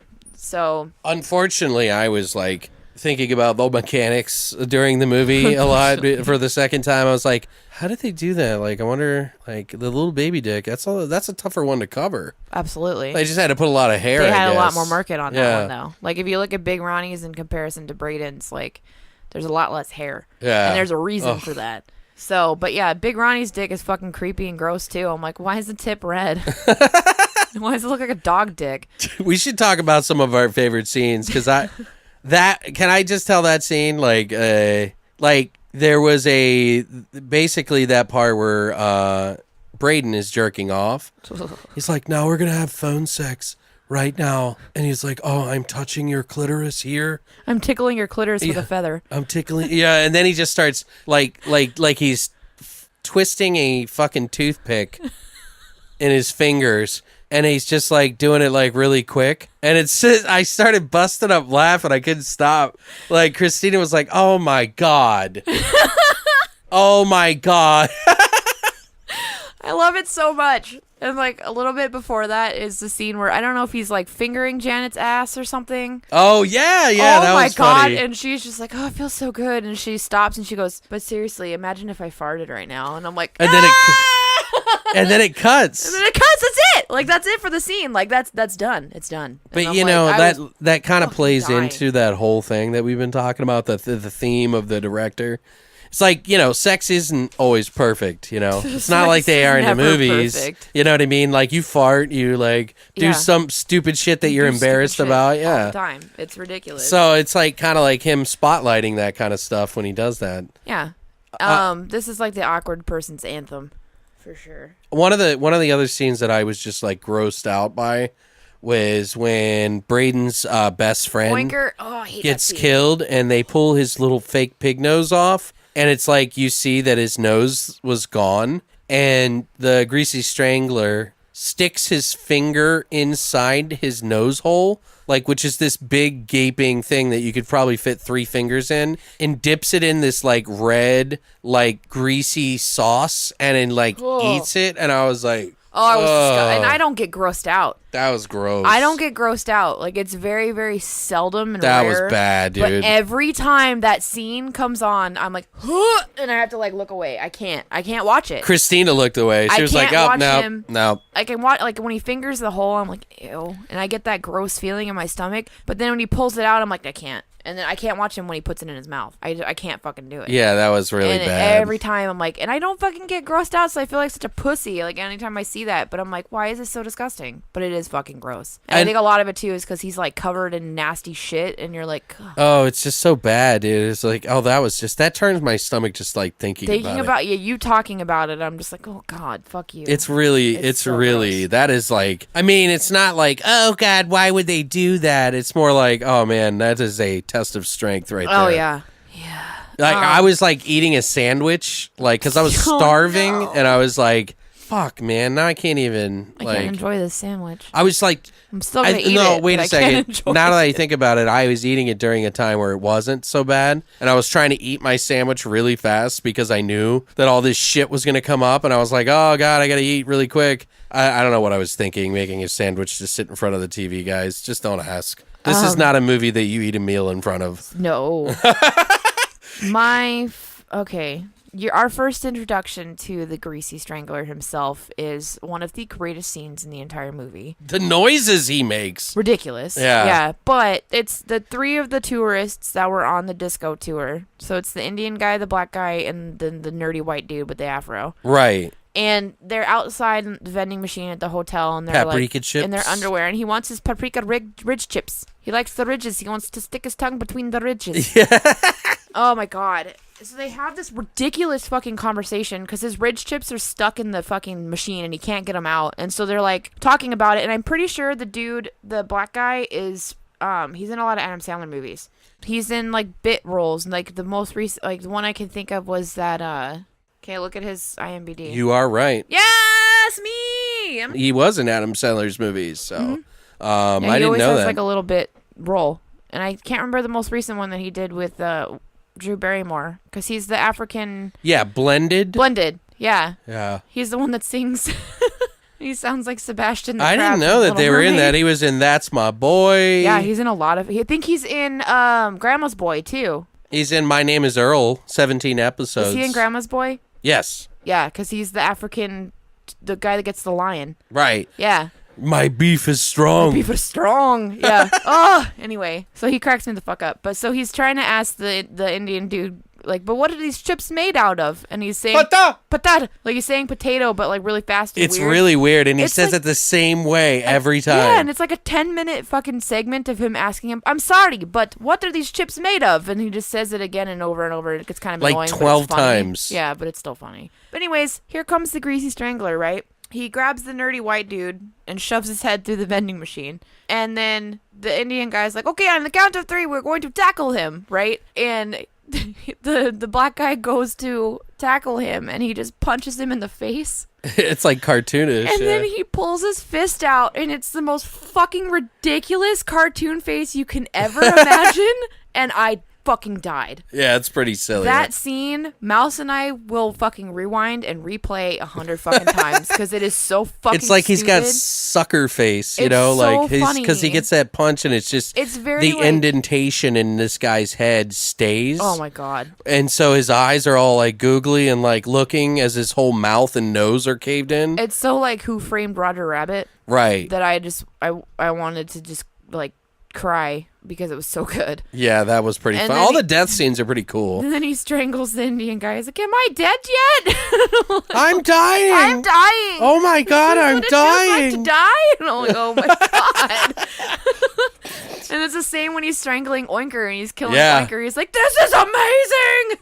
Yeah, then he's like, wait, I'm not dead yet. Holy, wait, the light's coming back. The noises that they make when the Greasy Strangler dresses up is like, It's like pig noises. Yeah, it's like weird, these man. primitive fucking, like, I don't even know. It's great. And then when he strangles the hot dog vendor and his eyes pop out, I'm like, come on. yeah. This is just genius. Well, they have a lot of eyes that pop out, and they eat the eyeballs a lot of times too. So good. So yeah, I don't know. I mean, Needs more grease. But my all-time favorite scene, though, Alex, yeah. is when he disco dances in the spotlight in the street. Oh, that was pretty funny. I can't. Yeah. And his stupid fucking disco suit I think that was impromptu. I with think the a little big bit. fucking cutout across his wiener. Yeah, he's got like this mesh material where you can see his fake junk, and it's like this triangle over his crotch. So great. And like you can see his dick off to the side, like with these purple disco jumpsuit. That is the most ridiculous thing I've ever seen. But it's just like it like accents his penis, like you can totally see it. Get really And at first I creamy. thought it was a print on, and then I was like, oh no, that's a see-through when I first saw it. So, Gosh. You're gonna get some really creamy cocktails. but Creamy daiquiris. let's go over some of our final thoughts on this, and then we'll pick a winner, okay? Okay. And tell them why. My final thoughts on this, the point I made about the beginning about shining the light on the private life thing seems to be the main takeaway from this movie. If there's one thing that you can take away from it, it is that it's weird. As fuck. Spotlight. I guess that's two things, but whatever. If you don't like conventional film or predictability of regular films, this could be the movie that you've always been dreaming of. You will probably love this film, even, I think, if you do like that kind of stuff. And like I said, if you've seen Kuso and you enjoyed that, you'll probably enjoy this one as well. On the surface, it's kind of weird and silly, but underneath, it's just weird and silly. There's no silly. depth to this. It's just weird, It's weird and silly. Yeah, it is what it is. It's a raw comedy about weird shit that you see. So that's what I think. Elizabeth Durazo actually describes this movie herself as what would happen if John Waters, David Lynch, and Quentin Tarantino had a crack baby. And I feel like, besides me stating imagine horror, a horror version of Napoleon Dynamite, I feel like I think that's a really good, yeah. hers is fucking spot on as well. I'm like, yes, it's like all these different styles, Yeah. different directors, but they all kind of go the same weird push the limit direction, and there's always some crazy comedy like mixed in there too. This definitely reminds me a lot of John Waters and John Waters movies. How he picks them and stuff. Yeah, It does. And big time. Yeah, and, so like if John Waters and like the Tim and Eric. people too. Tim and Eric as well. Yeah, it's like a raunchy Tim and Eric. Right. Yeah, Really it's really raunchy weird like Tim that. And Eric. So we got John Waters, Tim and Eric, Napoleon Dynamite, and the guy who did Rubber and Wrong. Yeah. You would definitely be in good company. They all got together and had a crack baby. Right, yeah. They all had a fuck fest, and nobody knew Then whose baby's what. Someone shout out the Greasy Strangler, and There you go. Here we are. But my thoughts, just fucking watch it. Like, it's only like an hour and 20 minutes long or some shit. It's not that fucking long. Maybe eat after. I would say eat before, but you might get a little sick. Yeah, eat before, give it about an hour. And Kuso. I forgot to mention Kuso was in the gangbang, too, so... Yeah, if you guys like gangbangs too, this is all about it. Gangbang. I agree. I mean, I think you should see it. I don't think it's going to be everybody's thing. It's not that I disliked it. It's not going to be everybody's thing. It's not like one of the first movies I go reaching for every year or anything like that. Although I have seen it like 3 times, I think. Maybe twice. Just twice. But... I've seen it 4. What do you want to say? Which one do you think is the best one of the 2 for you? Oh, the winner for me that I'm going to go back to 1,000 times is the Greasy Strangler. But really? I love Hobo with a Shotgun, too, because I've seen that movie a million times as well. But for me, like, if I wanted to have a fucking good laugh, I'm going to put on the Greasy Strangler. Well, because I laugh my ass off every time. I get it, but I think that if I had a choice of the substance, 2, yeah. like you kind of have to be in the right mindset to watch the Greasy Strangler. Absolutely. It's also one of those movies that you don't need to be in a certain mindset the first time you watch it. But afterwards. You're like, okay, well, now I know what this is about. I'm not going to eat a sandwich while watching this movie. This is a good movie to put on when you had a really bad day. Yeah. And you need a laugh. Yeah. You need a laugh, but you still want something weird and kooky. Like, I don't know. Like, it's definitely, like we've said, it's not for fucking everybody. It's just my pick of the 2, by the way, is Hobo with a Shotgun. Shocker. And that's because, 1, I like the style of it. It is insanely graphic and gory, and surprisingly not as offensive as the Greasy Strangler. Surprisingly. Which is a lot less gore and graphic shit. It has its bit of it in there. Yeah. So it is kind of within the realm of horror in some regards. I think a lot of fans of horror can appreciate it. It's just a little overshadowed by a bunch of dicks. By a bunch of little or big dicks. Little or big dicks. Yeah, mini dicks. Or oversized. There's no in between, Wiener. What do you guys think, though? I'm curious to hear what you guys think. Have you seen these movies? Do you like these movies? Do you like Greasy Strangler? Do you hate Greasy Strangler? Do you hate Hobo with a Shotgun and love Greasy Strangler? Like, what?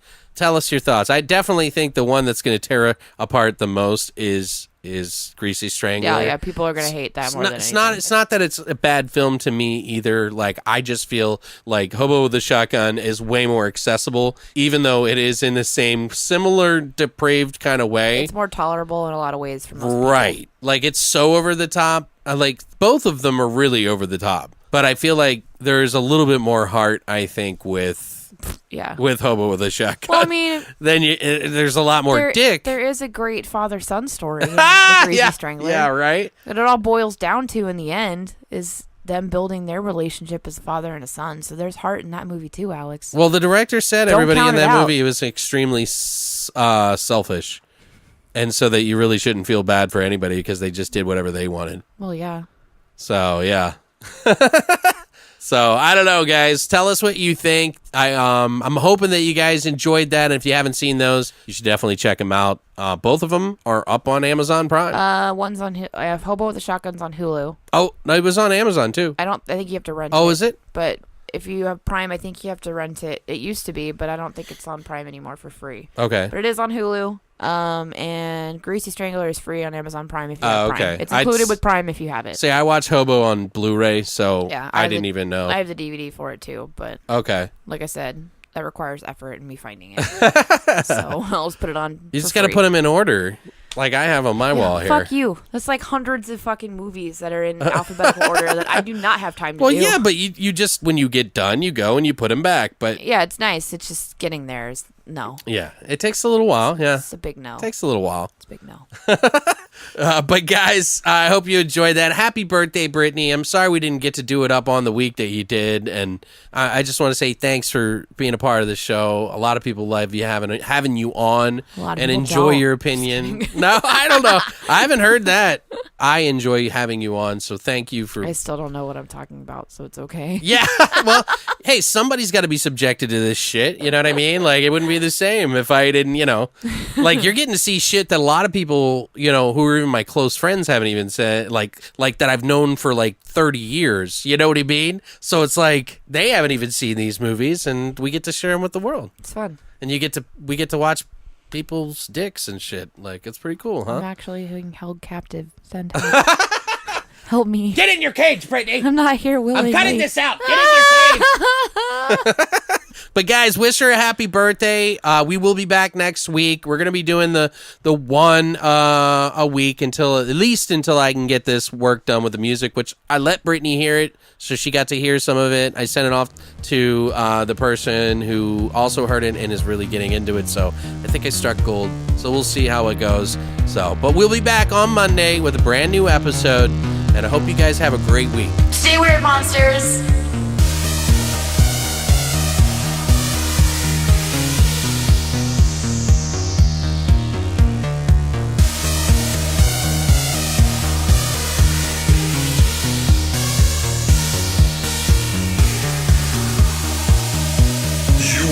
Listening to Beyond the Void Horror Podcast. Tune in every Monday for a brand new episode.